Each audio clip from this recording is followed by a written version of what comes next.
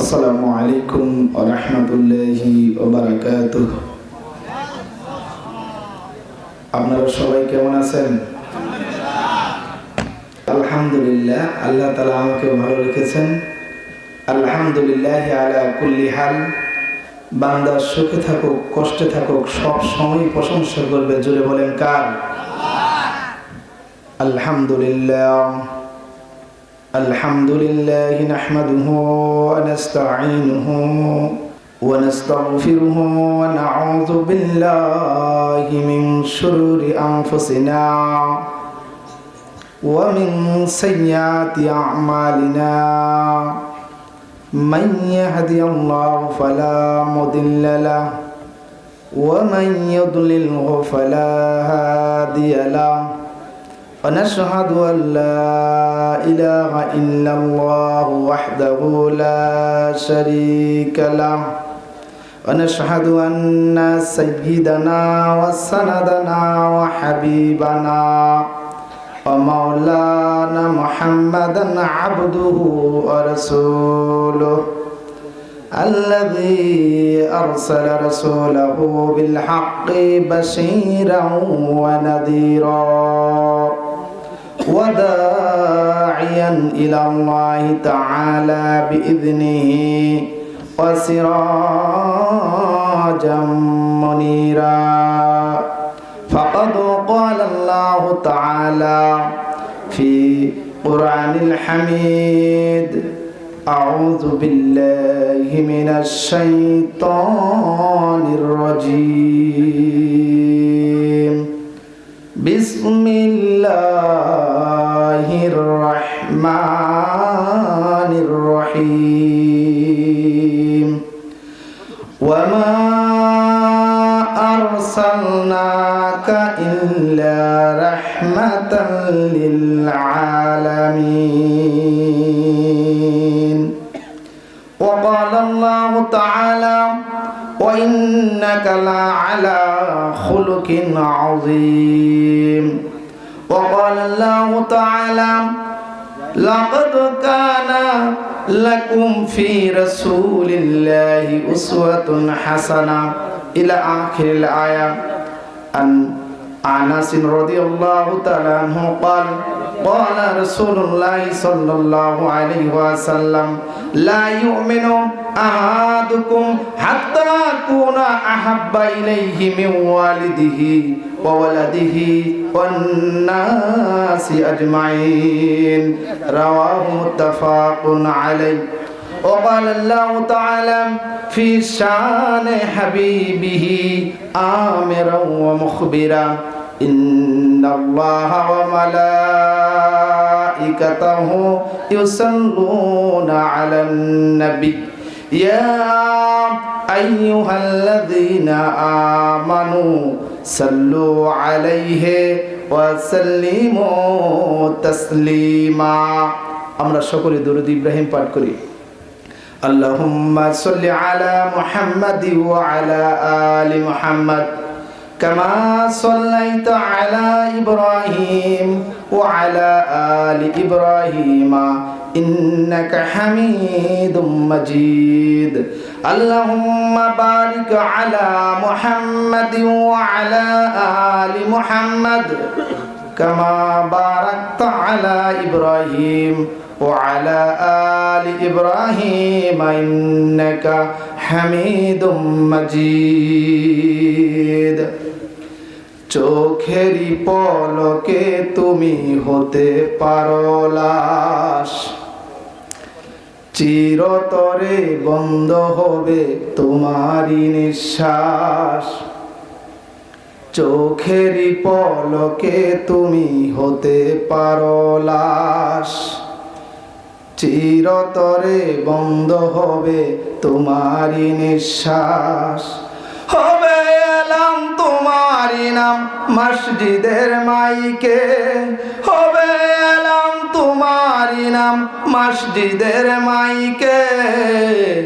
বাড়িওয়ালা নাই রে বাড়ি নাই রে দুনিয়াতে, বাড়িওয়ালা নাই রে বাড়ি নাই রে দুনিয়াতে, বাড়িওয়ালা নাই রে বাড়ি নাই রে দুনিয়াতে, বাড়িওয়ালা নাই রে বাড়ি নাই রে দুনিয়াতে।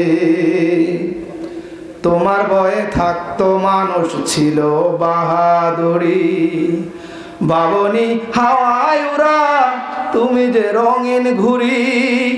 তোমার ভয়ে থাকতো মানুষ ছিল বাহাদুরি, বাবনি হাওয়ায় উড়া তুমি যে রঙিন ঘুড়ি। সুতোই টান দিলে মালিক,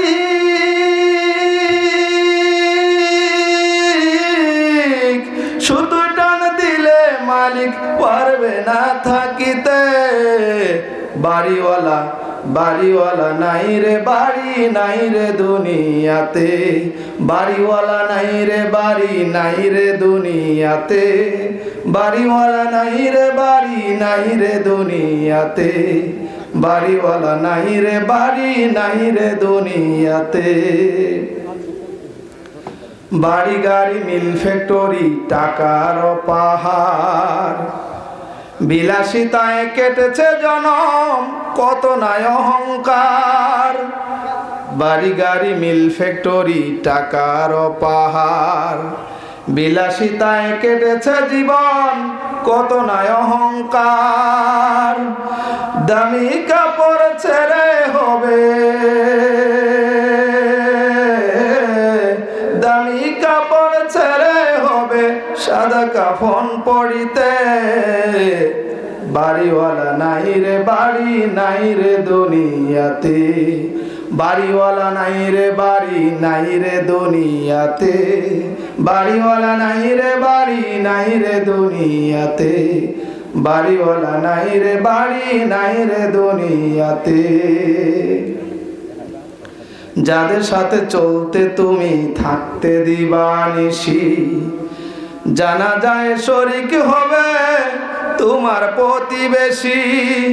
যাদের সাথে থাকতে তুমি চলতে দিবানিশি, জানা যায় শরীক হবে তোমার প্রতিবেশী। স্বজনেরা নিয়ে যাবে,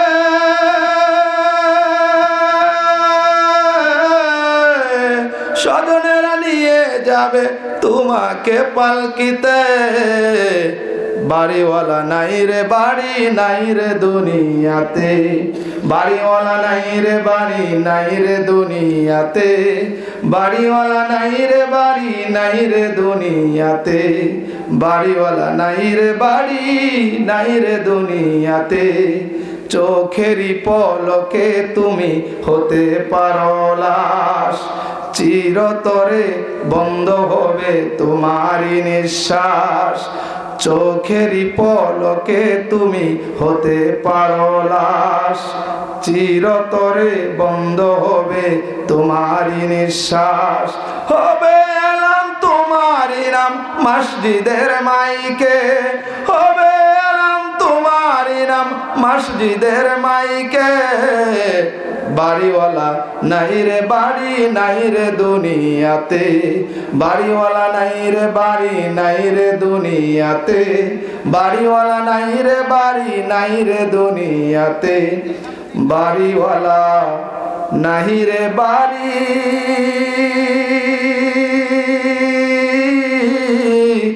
নাই রে দুনিয়াতে।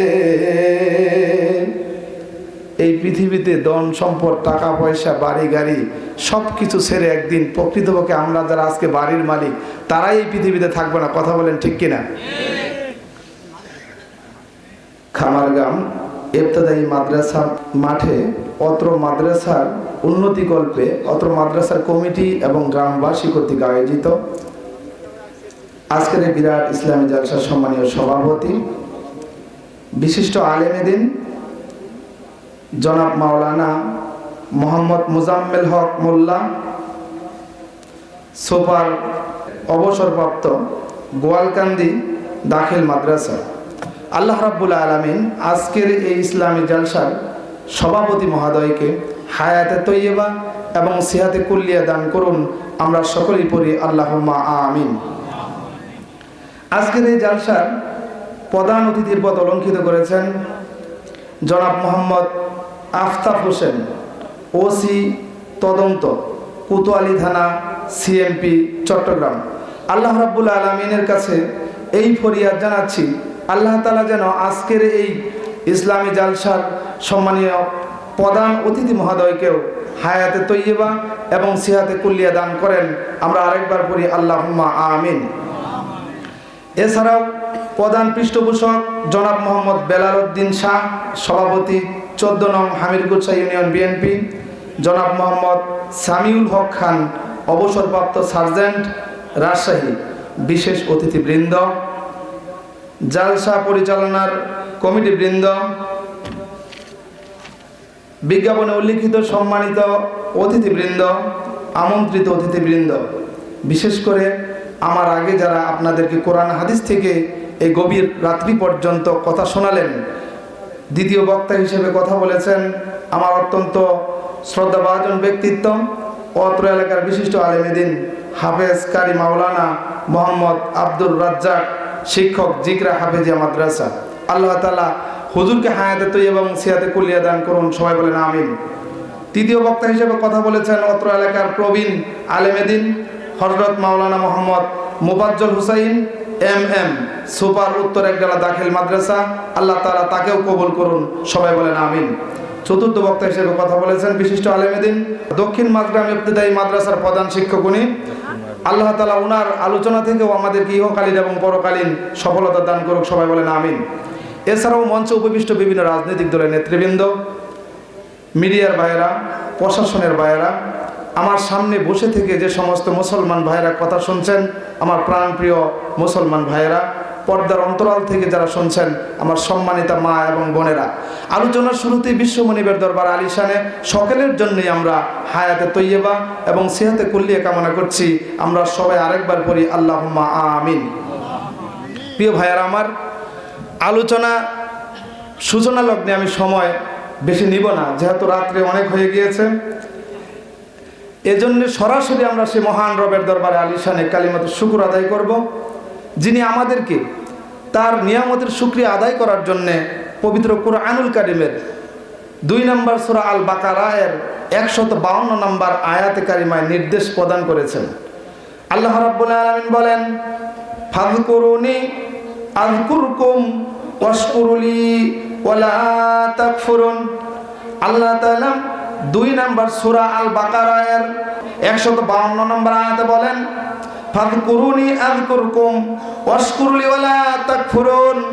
আল্লাহ বলেন, ফাযকুরুনি, আমি আল্লাহকে স্মরণ করো, ফাযকুরুনি, আমি আল্লাহকে স্মরণ করো, আমি আল্লাহও তোমাদেরকে স্মরণ করব।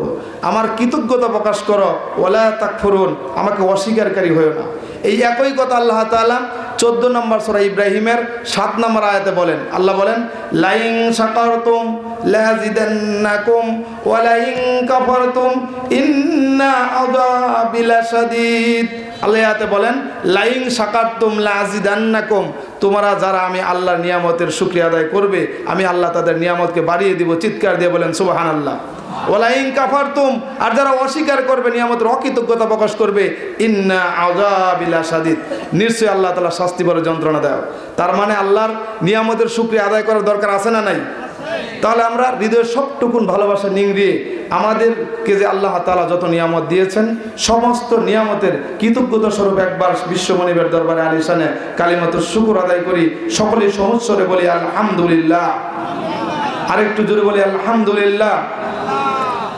শত কোটি দরুদ এবং সালাম বর্ষিত হোক বিশ্ব মানবতার মুক্তির দূত সাইয়্যিদুল মুরসালিন খাতামান নাবিয়িন রাহমাতাল লিল আলামিন, নবিকুল শিরোমণি আশরাফুল আম্বিয়া, যার আগমনে অন্ধকারাচ্ছন্ন পৃথিবীটা আলোকিত হলো, যেই দয়ার নবীর সংস্পর্শে এসে খুব অল্প সময়ের ব্যবধানে পাপী গুনাহগার মানুষগুলো দুনিয়াতে থাকতেই জান্নাতি মানুষ হিসেবে পরিগণিত হলো। যে দয়ার নবী তার নবুয়তি জীবনের সুদীর্ঘ 23 বছর উম্মতের মায়ায় অতিবাহিত করেছেন, নিজে কষ্ট করেছেন, কিন্তু উম্মতের নাজাতের চিন্তা ফিকির করেছেন। যে দয়ার নবী শুয়ে আছেন সোনার মদিনায়, তার রূহ মুবারকে উম্মত হিসেবে হৃদয়ের সবটুকুন ভালোবাসা উজাড় করে দিয়ে একবার দুরূদ এবং সালাম পাঠাই, সকলেই পড়ি সাল্লাল্লাহু আলাইহি ওয়াসাল্লাম। আমরা অনেকেই এখনো পর্যন্ত দরুদ পড়তে পারলাম না। নাসাই মিশকাত, মুসনাদ আহমদের বর্ণনা আন আনাস রাদিয়াল্লাহু তাআলা আনহু قال قال رسول الله صلى الله عليه وسلم من سلم علي صلاة واحدة। খাদিমুর রাসূল হযরত আনাস বলেন, বিশ্ব নবী বলেছেন, আমার যে উম্মত আমার প্রতি একবার দরুদ পাঠ করে সাল্লাল্লাহু আলাইহি আশারা সালাওয়াত, আল্লাহ তাআলা ওই বান্দাকে 10টি রহমত দান করেন। জোরে বলেন সুবহানাল্লাহ। ওয়া হুতান আনহু আশারু খাতিয়াত, আল্লাহ তাআলা ওই বান্দার 10টি সগীরা গুনাহ ছোট গুনাহ ক্ষমা করে দেয়।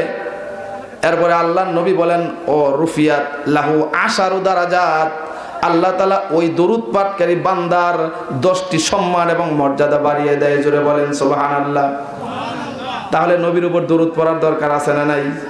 আমরা আরেকটা বার বিশ্ব নবীর উপরে দরুদ এবং সালাম পাঠাবো, সকলেই পড়ি। কেউ মুখ জবান বন্ধ করে রাখবেন না, সবাই পড়েন সাল্লাল্লাহু আলাইহি ওয়াসাল্লাম। প্রাণপ্রিয় ভাইয়েরা আমার, আমি আপনাদের খেদমতে মহাগ্রন্থ পবিত্র কোরআনুল কারীম থেকে কয়েকটা সূরা থেকে কিছু আয়াতে কারিমা তেলাওয়াত করেছি। যেমন 21 নম্বর সূরা আল আম্বিয়া থেকে 107 নম্বর আয়াতে কারিমা তেলাওয়াত করেছি। আল্লাহ এখানে বলেছেন, ওয়ামা আরসালনাকা ইল্লা রাহমাতাল লিল আলামিন। এখানে আল্লাহ বলেন, হে নবী, আপনাকে তো প্রেরণ করা হয়েছে শুধুমাত্র বিশ্ব জগতের মানুষের রহমত স্বরূপ। জুড়ে বলেন সুবহানাল্লাহ। এরপরে আরেকটা আয়াতে কারিমা তেলাওয়াত করেছি 68 নম্বর সূরা আল কলম থেকে। সে আয়াতের কমিক নাম্বার হলো 4 নম্বর আয়াত, অর্থাৎ সূরা কলমের 4 নম্বর আয়াত। আল্লাহ বলেন, ওয়া ইন্নাকা লাআলা খুলুকিন আযীম, হে নবী, নিশ্চয়ই আপনি সুমহান চরিত্রের অধিকারী। জোরে বলেন সুবহানাল্লাহ। আর একটা আয়াতে কারিমা তেলাওয়াত করেছি 33 নম্বর সূরা আল আহজাবের 21 নম্বর আয়াতের প্রথম অংশ।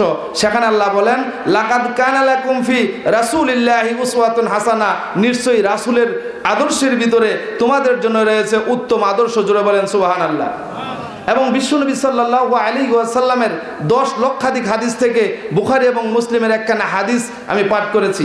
আল্লাহ তাআলা যদি তৌফিক দান করেন, এই আয়াতগুলোকে সামনে রেখে এবং হাদিসের উপর ভিত্তি করে আজকের সংক্ষিপ্ত সময়ে আমি বিশ্বনবী সাল্লাল্লাহু আলাইহি ওয়াসাল্লামের জীবনী থেকে কিছু গুরুত্বপূর্ণ কথা বলবো। ওয়ামা তাওফিকি ইল্লা বিল্লাহ। সকলেই পড়েন আল্লাহুম্মা আমিন। আমি আজকে ব্যক্তিগতভাবে তাকওয়া অর্থাৎ আল্লাহ ভীতি সম্পর্কে আলোচনা করার একটা চিন্তা নিয়ে এসেছিলাম আপনাদের এখানে।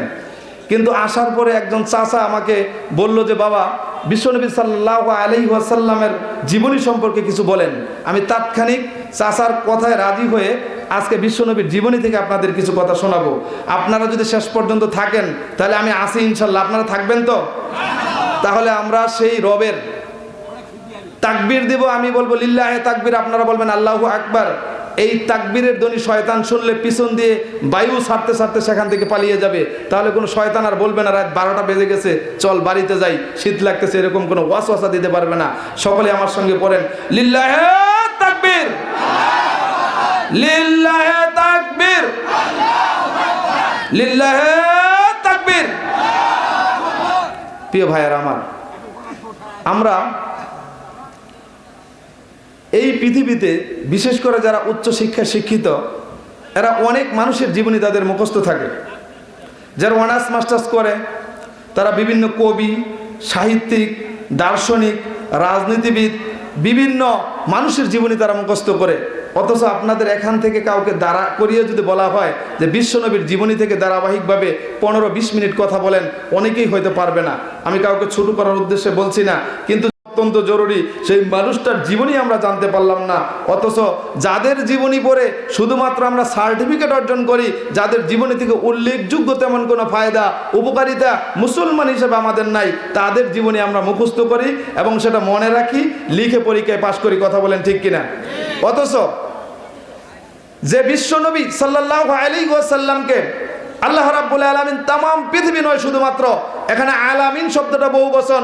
এই আলামিন মানে আল্লাহ তাআলার যতগুলো জগৎ রয়েছে সবগুলো জগতের জন্য আল্লাহ যেমন আলহামদুলিল্লাহি রব্বিল আলামিন, আল্লাহ যেমন সমস্ত জগৎসমূহের রব, ঠিক তেমনি ইল্লা রাহমাতাল লিল আলামিন। আল্লাহ রাসূল ওই সমস্ত জগৎ সময়ের জন্য রহমত স্বরূপ, যাকে আল্লাহ তাআলা আমাদের হেদায়েতের জন্য গাইডলাইন বানিয়ে, অভিভাবক বানিয়ে, বাশিরাও ও মুবাশশিরাও এবং নাজির বলে, অর্থাৎ সুসংবাদ দাতা হিসাবে, ভীতি প্রদর্শনকারী হিসেবে আমাদের কাছে পাঠালেন। সেই নবীর জীবনী আমরা জানি না, এটা উম্মত হিসেবে আমাদের জন্য দুঃখজনক। কথা বলেন ঠিক কিনা? আমরা অতি সংক্ষেপে সেই রাসূলের জীবনী থেকে জানবো, কারণ এমন একজন ব্যক্তির জীবনী থেকে আমরা কিছু কথা শুনবো, যার ব্যাপারে শুধুমাত্র মুসলমানগণ নয়, সৌদি আরবের একটা প্রতিযোগিতায় এই বিশ্বনবীর জীবনীর উপরে 1182টা সিরাতের কিতাব সেখানে প্রতিযোগিতা করেছে। জুড়ে বলেন কয়টা কিতাব? 1182টা, অর্থাৎ বিশ্বনবীর জীবনীর উপরে 1182টা কিতাব লেখা হয়েছে, সিরাতের কিতাব। এইগুলো প্রতিযোগিতায় অংশগ্রহণ করেছে। আপনারা বিভিন্ন বড় বড় লাইব্রেরিতে গেলেন, একটা বই পাবেন, যে বইয়ের নাম দ্য 100, বাংলা শিরোনামে বইটা বের হয়েছে, 100 মহামনীষীর জীবনী। এই বইটার রাইটার, লেখক হলেন একজন খ্রিস্টান, অর্থাৎ খ্রিস্ট ধর্মাবলম্বী, যার নাম হলো মাইকেল এইচ হার্ট। বইয়ের নাম কি বললাম? বইয়ের নাম দ্য 100 অথবা 100 মহামনীষীর জীবনী। আর বইয়ের রাইটারের নাম কি বলেছি? Michael H heart. আমার আলোচনা শুনতে হলে আমার সঙ্গে প্রতি উত্তর করতে হবে, তাহলে আমি বুঝতে পারবো যে আমার কথাগুলো আপনারা বুঝতে পারতেছেন। এই রাইটার 100 মহামনীষীর জীবনী নিয়ে একটা বই লেখলেন, কিন্তু খ্রিস্ট ধর্মাবলম্বী হওয়ার পরেও সেই বইয়ের প্রথম যেই মহামনীষীর জীবনীটা তিনি নিয়ে আসলেন, তিনি খ্রিস্ট ধর্মের ধর্মযাজক, আপনার আমার নবীর আগের নবী যিশু খ্রিস্ট বা ঈসা আলাইহিস সালাতু ওয়াস সালাম নয়, তিনি হলেন আপনার আমার নবী মুহাম্মদুর রাসূলুল্লাহ। সকলেই পড়েন সাল্লাল্লাহু আলাইহি ওয়াসাল্লাম। তার বন্ধু মহল তাকে বলল, ও ভাই মাইকেল এইচ হার্ট, তুমি একজন খ্রিস্ট ধর্মাবলম্বী হওয়ার পরে তোমার নবী ঈসা রুহুল্লাহর জীবনী তুমি প্রথমে না নিয়ে এসে, 1 নম্বরে না নিয়ে এসে, কেন তুমি মুসলমানদের নবী মুহাম্মদুর রাসূলুল্লাহর জীবনী 1 নম্বরে নিয়ে আসলে?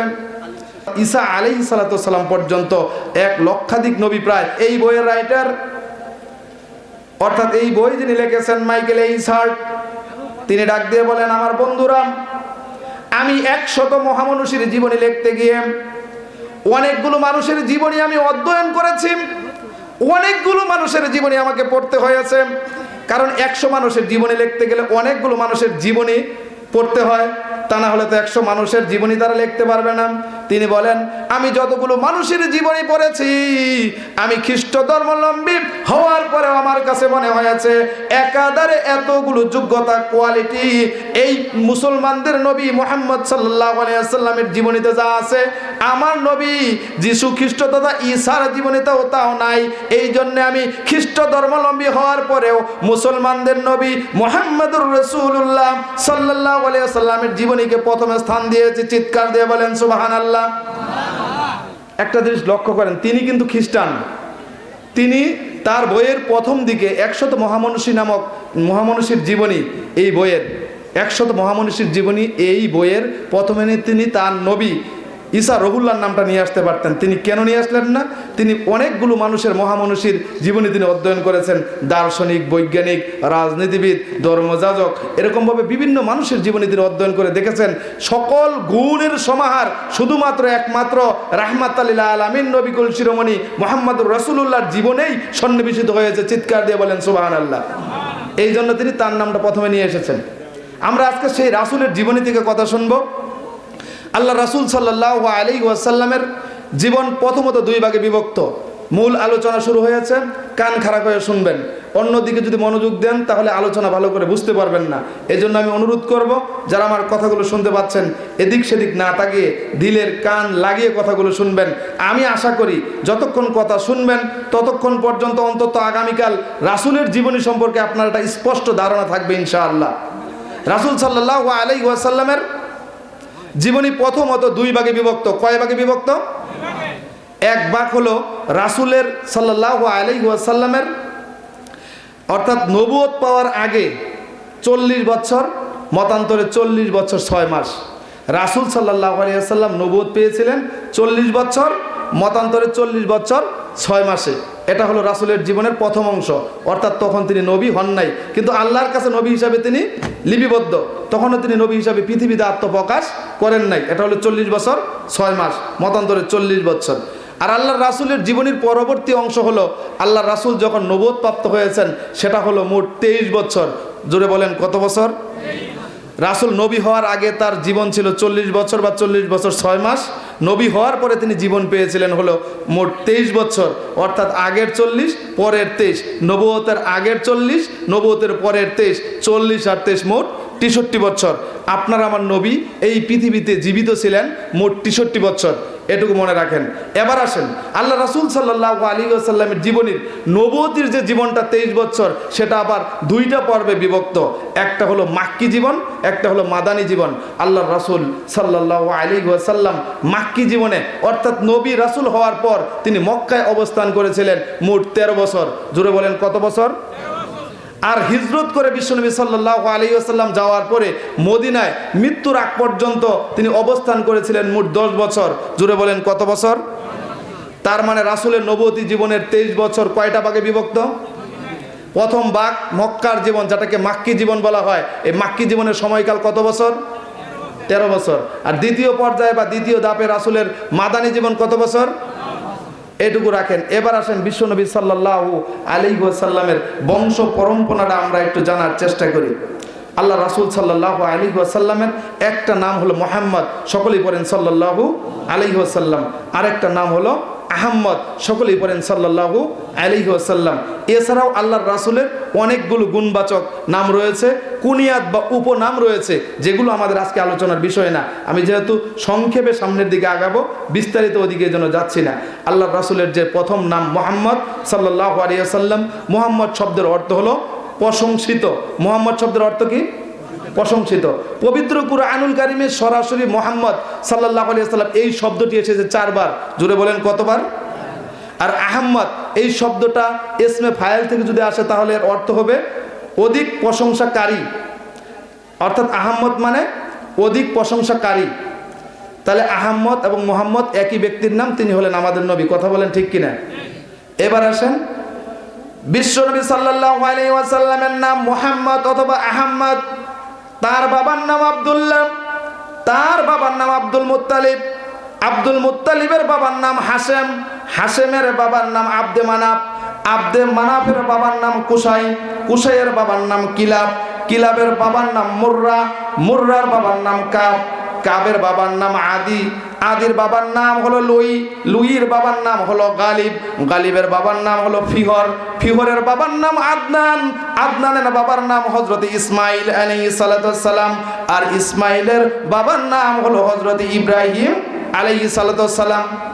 এটা হলো আল্লাহর রাসূলের বংশ পরম্পরা। অর্থাৎ ইব্রাহিম আলাইহিস সালাতু ওয়াস সালামের সন্তান ইসমাইল, ইব্রাহিম নবীর আরেকটা সন্তান ছিল যার নাম হযরত ইসহাক আলাইহিস সালাতু ওয়াস সালাম।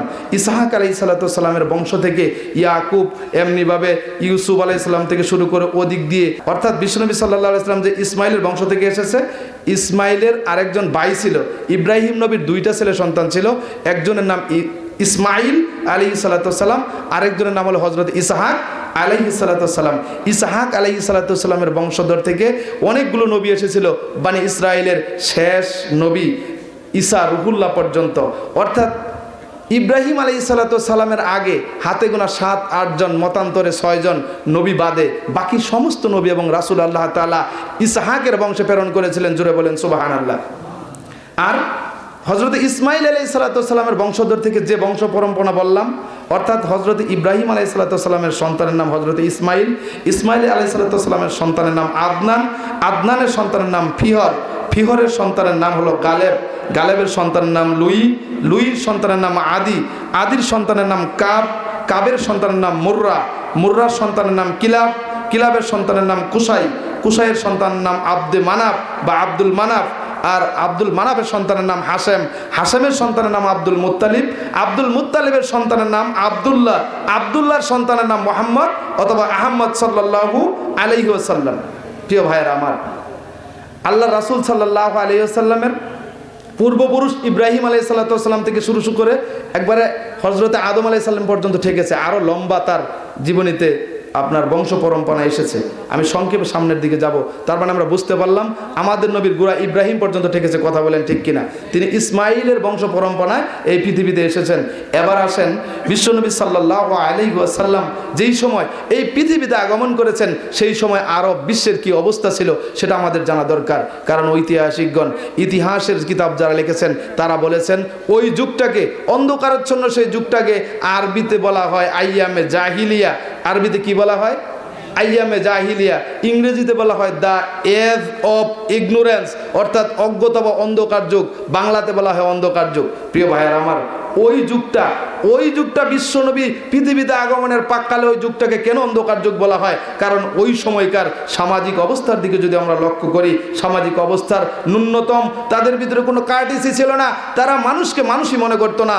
ওই সমাজে বিশ্বনবীর আগমনের সময় সৌদি আরব বলেন, আরব কান্ট্রিতে যে একটা সামাজিক অবস্থা ছিল সেটা আমি আপনাদের বোঝাচ্ছি। বিশ্বনবী সাল্লাল্লাহু আলাইহি ওয়াসাল্লাম যখন আগমন করবেন, ওই সময়কাল আরবের সামাজিক অবস্থা এমন ছিল, নারীদেরকে তারা সামাজিক কোনো সম্মান বা মর্যাদা দিত না।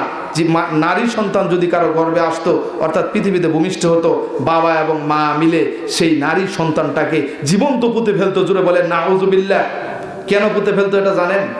তার কারণ হলো ওই সমাজের সামাজিক অবস্থার এত অবক্ষয় হয়েছিল যে বাবার সামনে থেকে যুবতী মেয়েকে ধরে নিয়ে গিয়ে তারা দর্শন করতো। জুড়ে বলে নাউজুবিল্লাহ মিন জালিক।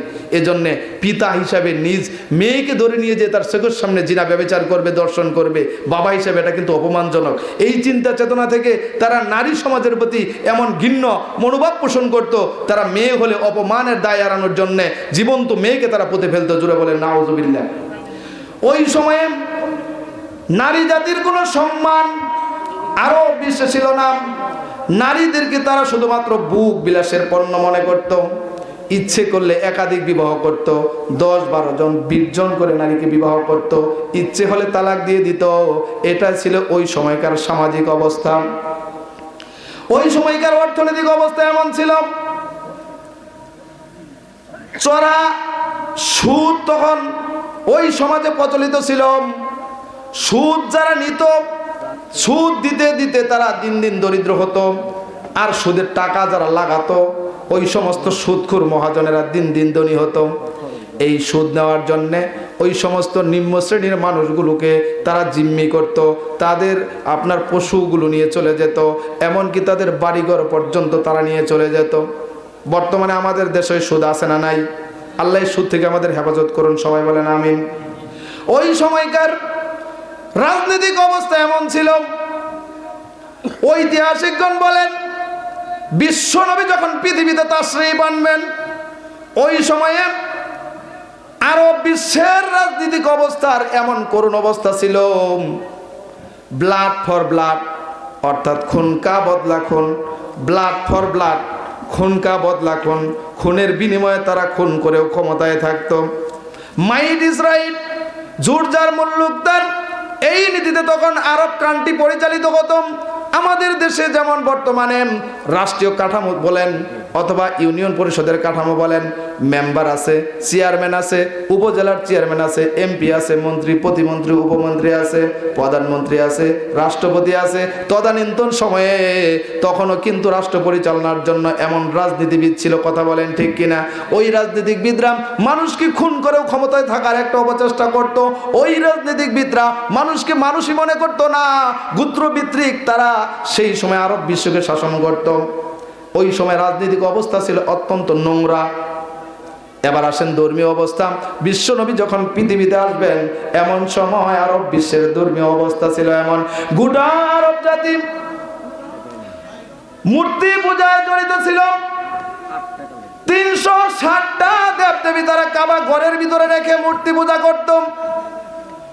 কেউ মাছের পূজা, কেউ বা গাছের পূজা, কেউ বা চন্দ্র সূর্যের পূজা, কেউ বা মাছের পূজা, যে যেমনি পারত। একটু চিন্তা করেন, 360টা দেবদেবীর মূর্তি পূজা যদি করত, তাহলে তাদের ধর্মীয় চিন্তা চেতনা কত নিকৃষ্ট ছিল। কথা বলেন ঠিক কিনা? প্রিয় ভাইয়েরা আমার, ওই সময় মানুষগুলো এক আল্লাহ তাআলাকে বিশ্বাস করত না, বা মৌখিকভাবে বিশ্বাস করলেও তার তাওহীদের উপরে এবং তার আগে যে সমস্ত নবী রাসূলগুলো গত হয়ে গেছে, ওই নবী রাসূলদের আদর্শ তারা মানত না। ইতিহাসের ভিতরে পাওয়া যায় ওই সময় কিছু সংখ্যক লোক ছিল যারা শিরিক করত না, যারা ইব্রাহিম আলাইহিস সালামের রেখে যাওয়া দিনে হানিফের অন্তর্গত ছিল। এই সমস্ত ব্যক্তিদেরকে আরবিতে হুনাফা বলা হয়। তারা ওই সময়ে মূর্তি পূজা করত না, এক গ্লাস মদ কখনো পান করে নাই। এই ব্যক্তিবর্গের ভিতরে একজন ছিল হযরতে খাদিজা, একজন ছিল হযরতে আবু বকর। বিশ্বনবী সাল্লাল্লাহু আলাইহি ওয়াসাল্লাম যখন পৃথিবীতে আগমন করবেন, তখন ধর্মীয় অবস্থা আমি বলছিলাম, বিশ্বনবী যখন পৃথিবীতে আসবেন সেই সময়কার আরবের ধর্মীয় অবস্থা কি ছিল সেটা আমি বলছিলাম। সেটা বলতে গিয়ে বলেছিলাম সকলেই মূর্তি পূজায় ব্যস্ত ছিল। এত খারাপের ভিতরেও কিছু ভালো মানুষ ওই সময় ছিল যারা ইব্রাহিম আলাইহিস সালামের ধর্মের উপরে আমল করত, যাদেরকে হুনাফা বলা হয়, অর্থাৎ দিনে হানিফ অনুযায়ী তারা জীবন পরিচালনা করত। এবার আসেন, বিশ্বনবী সাল্লাল্লাহু আলাইহি ওয়াসাল্লাম যখন জন্মগ্রহণ করেছেন সেই জন্মগ্রহণের সময়, তারিখ, দিন সম্পর্কে আমরা একটু ধারণা নিই। তারিখে খাজরামি নামক সিরাতের কিতাবের প্রথম খণ্ডের ৬২ নম্বর পৃষ্ঠা, রাহমাতাল লিল আলামিন নামক সিরাতের কিতাবের প্রথম খণ্ডের ৩ এবং ৩৯ নম্বর পৃষ্ঠায় বর্ণিত ঘটনা, সেখানে বিশ্বনবীর জন্মের তারিখ এবং সন উল্লেখ করা হয়েছে। বিশ্বনবী সাল্লাল্লাহু আলাইহি ওয়াসাল্লাম ৫৭১ খ্রিস্টাব্দে, বিশ্বনবী ৫৭১ খ্রিস্টাব্দে ২০ অথবা ২২ এপ্রিল, ২০ অথবা ২২ এপ্রিল ৯ রবিউল আউয়াল সোমবার দিন বর্তমান সৌদি আরবের মক্কা নগরীর কুরাইশ বংশের হাশেমি খানদানে জন্মগ্রহণ করেন। জোরে বলেন সুবহানাল্লাহ। এই যে মাত্রা বললাম ৫৭১ খ্রিস্টাব্দ, ২০ অথবা ২২ এপ্রিল ৯ রবিউল আউয়াল সোমবারের দিন বিশ্বনবী জন্মগ্রহণ করেছেন। এটা হলো অধিক নির্ভরযোগ্য মত। আরেকটা মত আছে যেটা হলো অধিক প্রসিদ্ধ মত, অর্থাৎ একটা বেশি পরিচিত। যেমন আমরা যদি আপনাদেরকে জিজ্ঞাসা করি বিশ্বনবীর জন্ম সন, তাহলে ৫৭০ খ্রিস্টাব্দ বলবেন। আরেকটা মত অনুযায়ী ৫৭০ খ্রিস্টাব্দে ২৯ আগস্ট ১২ রবিউল আউয়াল সোমবারের দিন বিশ্বনবী সাল্লাল্লাহু আলাইহি ওয়াসাল্লাম জন্মগ্রহণ করেন। বিশ্বনবীর জন্মের তারিখ নিয়ে ঐতিহাসিকগণ মত পার্থক্য করেছেন, কারণ সেই সময়ে মানুষের জন্ম তারিখ এত গুরুত্ব সহকারে লিখে রাখা হতো না। এজন্য একটা কথা আছে, জন্ম হোক যথাতথা, কর্ম হোক ভালো, কথা বলেন ঠিক কিনা?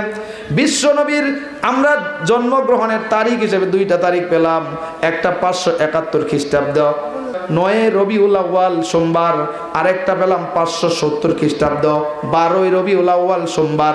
এটা বিশ্বনবীর জন্ম তারিখ। এছাড়াও আরো অনেকগুলো জন্ম তারিখ ইতিহাসের কিতাবে পাওয়া যায়।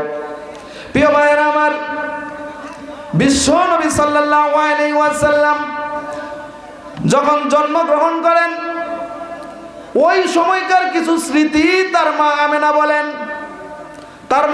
বলেন, আমার সন্তান মুহাম্মদুর রাসূলুল্লাহ সাল্লাল্লাহু আলাইহি ওয়াসাল্লাম যখন পৃথিবীতে তাশরীফ আনেন, ওই সময় আমার পেট থেকে একটা নূর বের হলো। সেই নূরের আলোতে শাম তথা সিরিয়ার রাজপ্রাসাদ এবং বিল্ডিং গুলো চকচক করে উঠল। জোরে বলেন সুবহানাল্লাহ।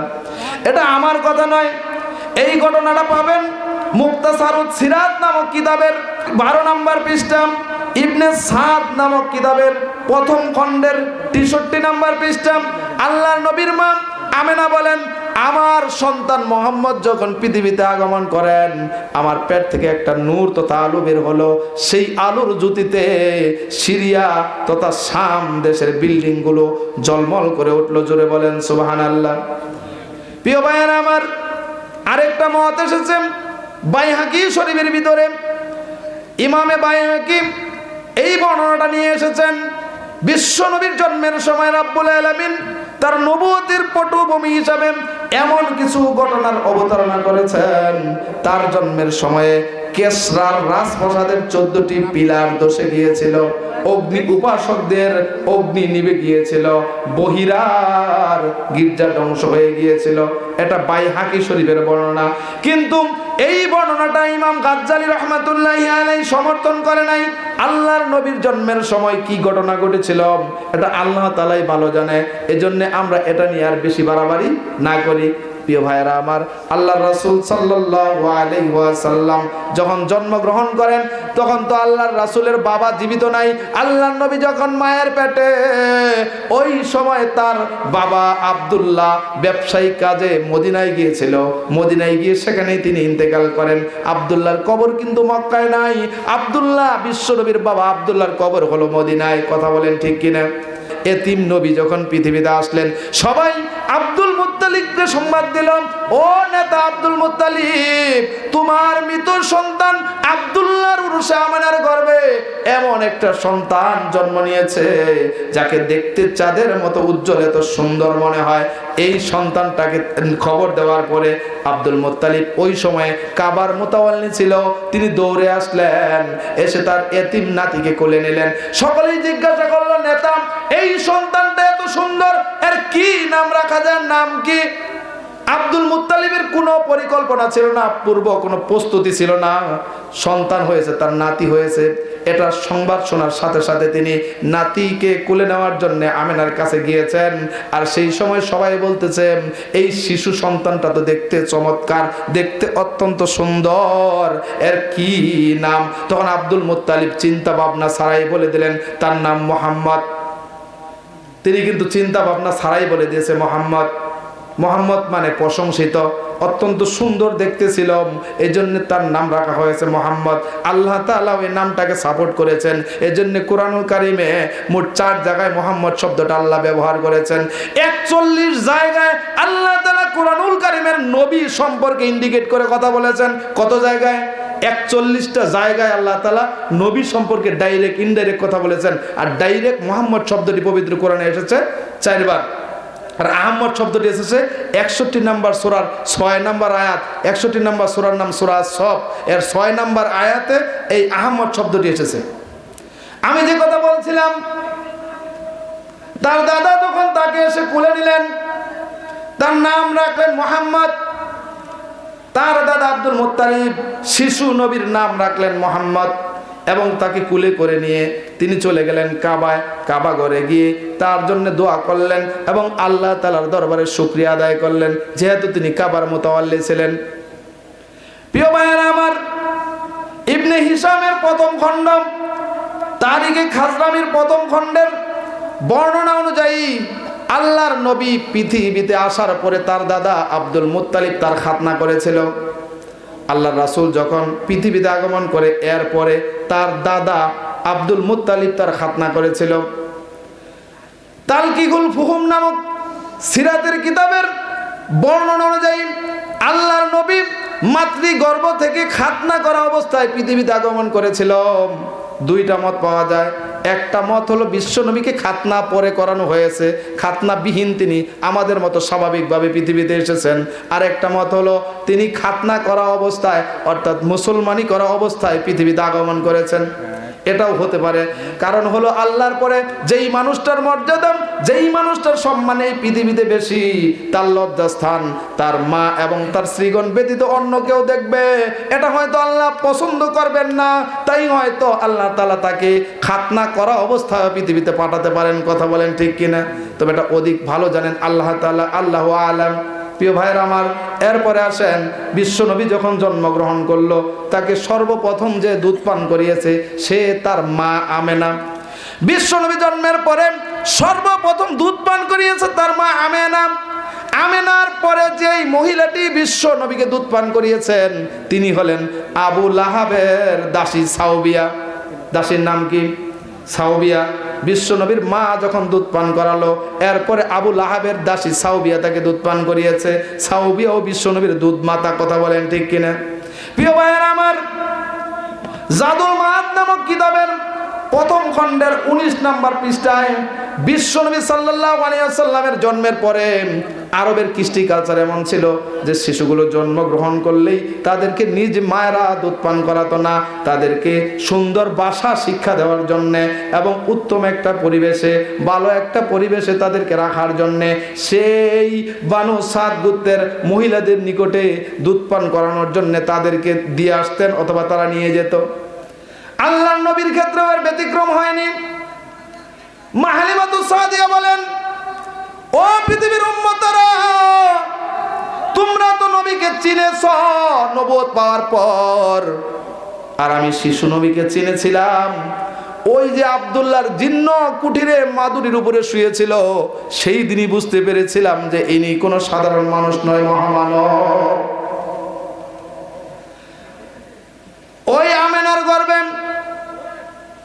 আব্দুল্লাহর উরসে শিশু নবী যখন পৃথিবীতে আসলেন, আরবের কালচার অনুযায়ী তাকেও দুধ মাতার কাছে দেওয়ার জন্য আব্দুল মুত্তালিব দুধ মাতা খুঁজতে লাগলেন। পরবর্তীতে মা হালিমাতুস সাদিয়া ঘটনার বিবৃতি দিয়েছেন। ইবনে ইসহাক রহমাতুল্লাহি আলাইহি তার কিতাবের ভিতরে সিরাতের কিতাবে ঘটনাটা উল্লেখ করেছেন।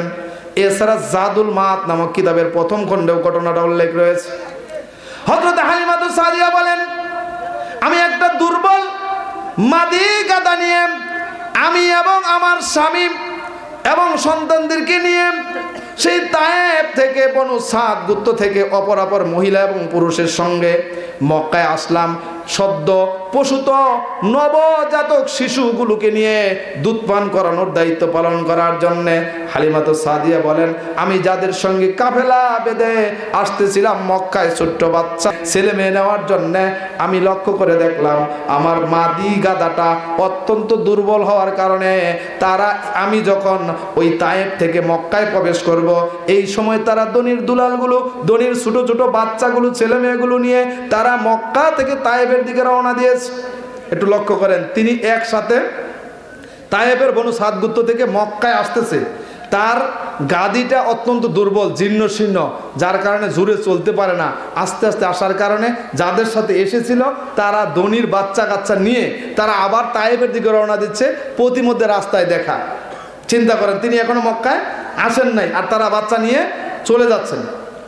হালিমাতুস সাদিয়া বলেন, আমি সবার শেষে মক্কায় প্রবেশ করে অনেক খোঁজাখুঁজির পর যখন দনির কোনো দুলাল পেলাম না, এমন সময় একজন বয়োবৃদ্ধ লোক ডাক দিয়ে বলতেছে, কে আসম, আমার এতিম নাতিটাকে নিবে নাকি? হালিমাতুস সাদিয়া বলেন, প্রথমত এতিম শব্দটি শোনার পরে আমি হালিমা মন থেকে নিতে রাজি ছিলাম না, কিন্তু আমার স্বামী আমাকে পরামর্শ দিল, হালিমা অনেক দূর থেকে যেহেতু মক্কায় এসেছি, এতিম হোক নেই বা না নেই, চলো সন্তানটাকে একটু দেখি। হালিমাতুস সাদিয়া বলেন, আমার স্বামীর পরামর্শে যখন আব্দুল্লাহর জিন্ন কুঠিরে মাদুরির উপরে শায়িত অবস্থায় শিশু নবীকে এক নজর আমি হালিমা দেখলাম, আমার কাছে মনে হয় চুম্বকের মতো ওই শিশুটি আমাকে আকর্ষণ করলো। জোরে বলেন সুবহানাল্লাহ। এটা আমার ভাষায় বললাম চুম্বকের মতো, অর্থাৎ হালিমা বলেন ওই শিশুটিকে দেখা মাত্রই আমার নজর যেন অন্যদিকে যায় না, এত সুন্দর মানুষ বুঝি হয়। আমি হালিমা চিন্তা করলাম, টাকা পয়সা দিনার দিরহাম দেখবা না দেখ, এত সুন্দর শিশুটাকে আমি হালিমা দুধ খাওয়াবো, দুধ পান করাবো, তার দুধ মাতার দায়িত্ব আমি পালন করব। এই কথা চিন্তা করে তার স্বামীর সঙ্গে পরামর্শ করে এতিম শিশু নবীকে তার দাদা আব্দুল মুত্তালিব এবং আমেনার কাছ থেকে তিনি নিয়ে, যখন আমার হালিমা বলেন ওই শিশুটিকে তাদের কাছ থেকে অনুমতি নিয়ে যখন কোলে নিলাম, ও পৃথিবীর উম্মতেরা, ওই শিশু মুহাম্মাদের শরীরের স্পর্শের বরকতে আমি হালিমার জিন্ন শরীরটা মুহূর্তের মধ্যেই অনুভব করলাম সতেজ এবং তরতাজা হয়ে গেল। জোরে বলেন সুবহানাল্লাহ। মানে হালিমাতুস সাদিয়া ওই বাচ্চাটিকে যখন কোলে নিয়েছে, হালিমা পরবর্তীতে বলেছেন, আমার মনে হয়েছে আমার দুর্বল রোগাক্রান্ত শরীরটা ওই শিশু নবীর সংস্পর্শে আসার কারণে, তার স্পর্শ লাগার কারণে অতি অল্প সময়ের ভিতরে আমি সতেজতা অনুভব করেছি।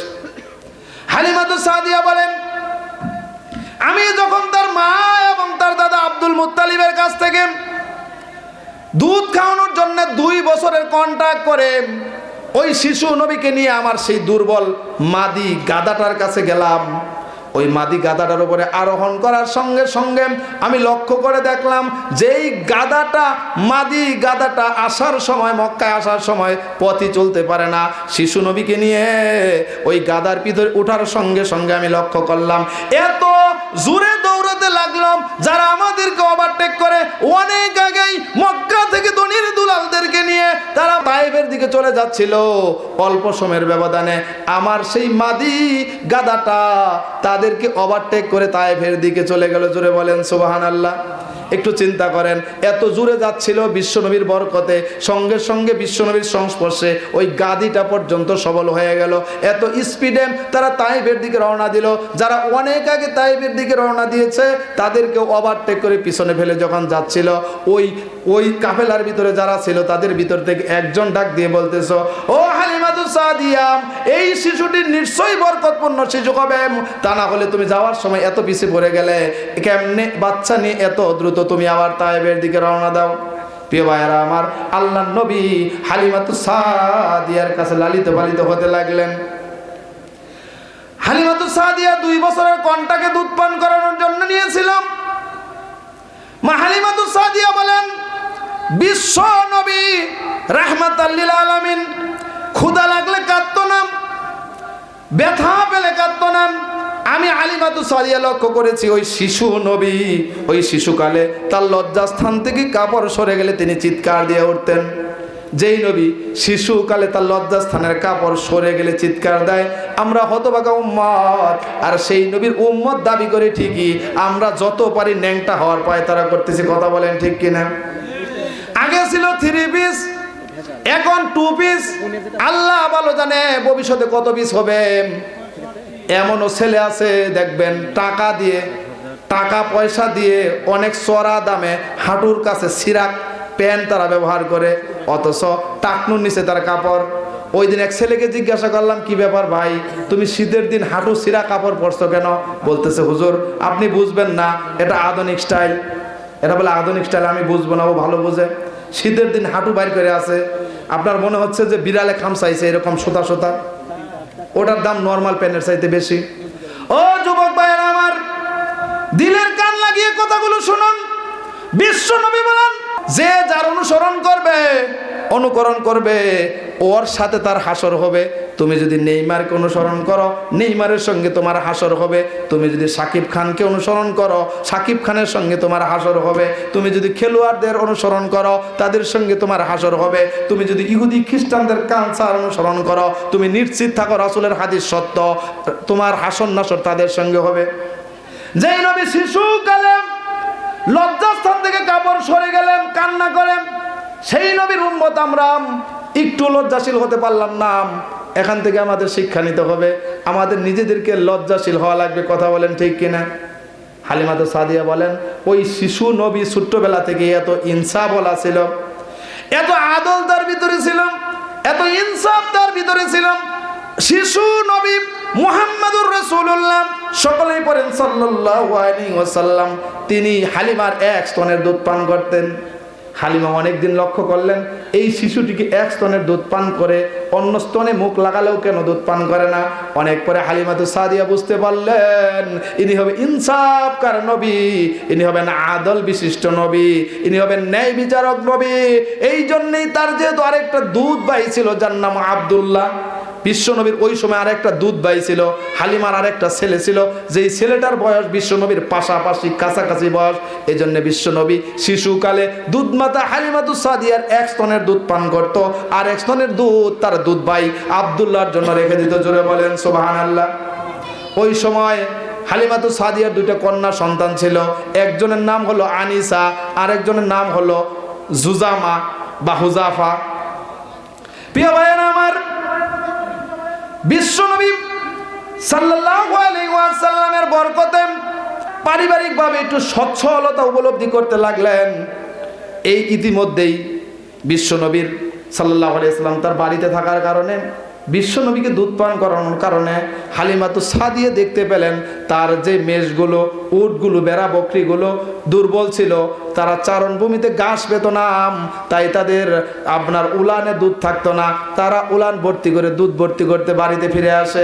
হালিমাতু সাদিয়া সেই দুধ বিক্রি করে তার জীবিকা নির্বাহ করে।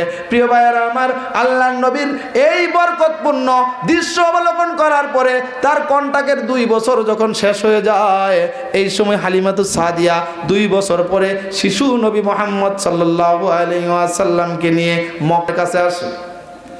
হালিমা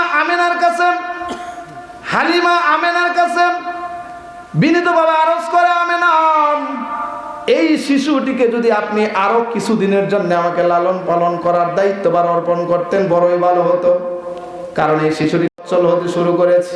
এটা ছিল তার মনের বাসনা যে সচ্ছল হবে। আমেনা ওই সময় মক্কা নগরীতে দুর্ভিক্ষ থাকার কারণে, মহামারী থাকার কারণে শিশু মুহাম্মদের শারীরিক সুস্থতার কথা বিবেচনা করে আবার দ্বিতীয় পর্যায়ে চুক্তি করলেন। হালিমাতু সাদিয়া শিশু নবীকে নিয়ে আবার চলে গেলেন তায়েফের বনু সাদ করতে।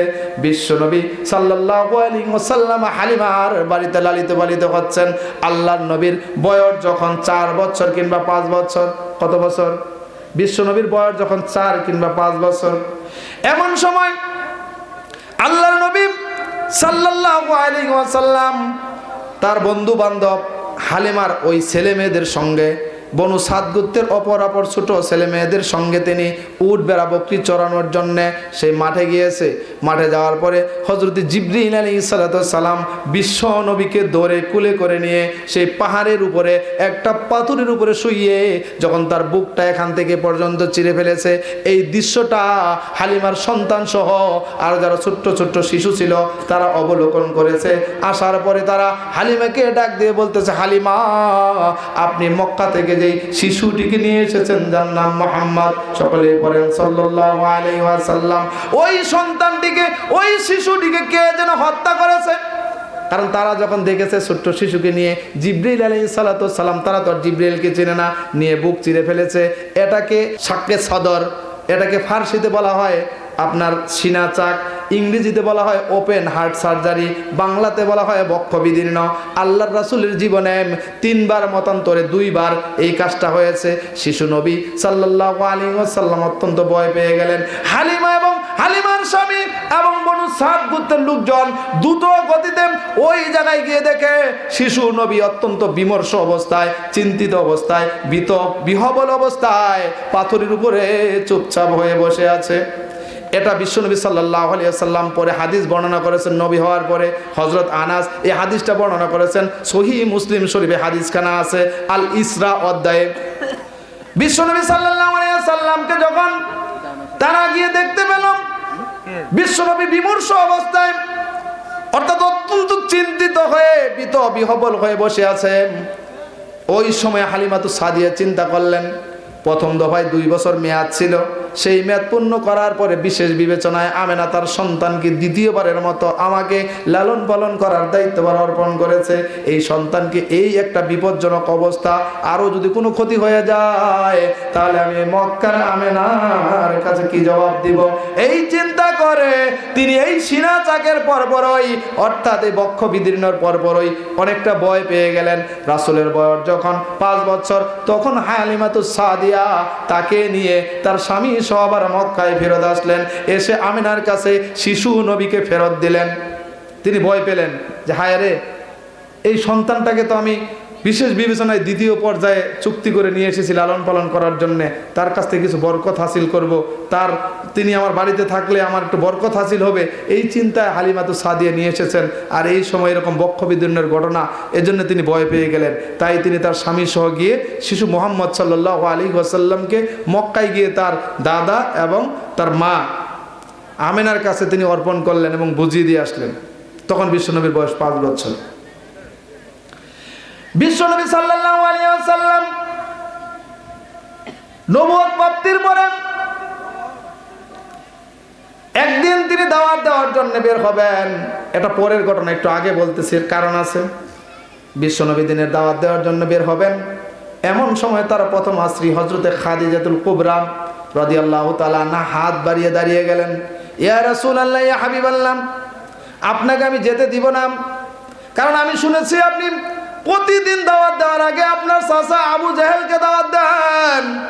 আর আমি এও শুনেছি যে আবু জেহেল আপনাকে অকথ্য ভাষায় গালাগালি করে, পাথর নিক্ষেপ করে, পাগল বলে, গণক বলে, তুচ্ছ তাচ্ছিল্য করে। নবী গো, আমি স্ত্রী হয়ে এটা সহ্য করতে পারি না, তাই আমি খাদিজা আপনার কাছে রিকোয়েস্ট করি, অনুরোধ করি, আপনি দয়া করে মায়া করে মক্কার প্রত্যেক ঘরে ঘরে দাওয়াত দেন।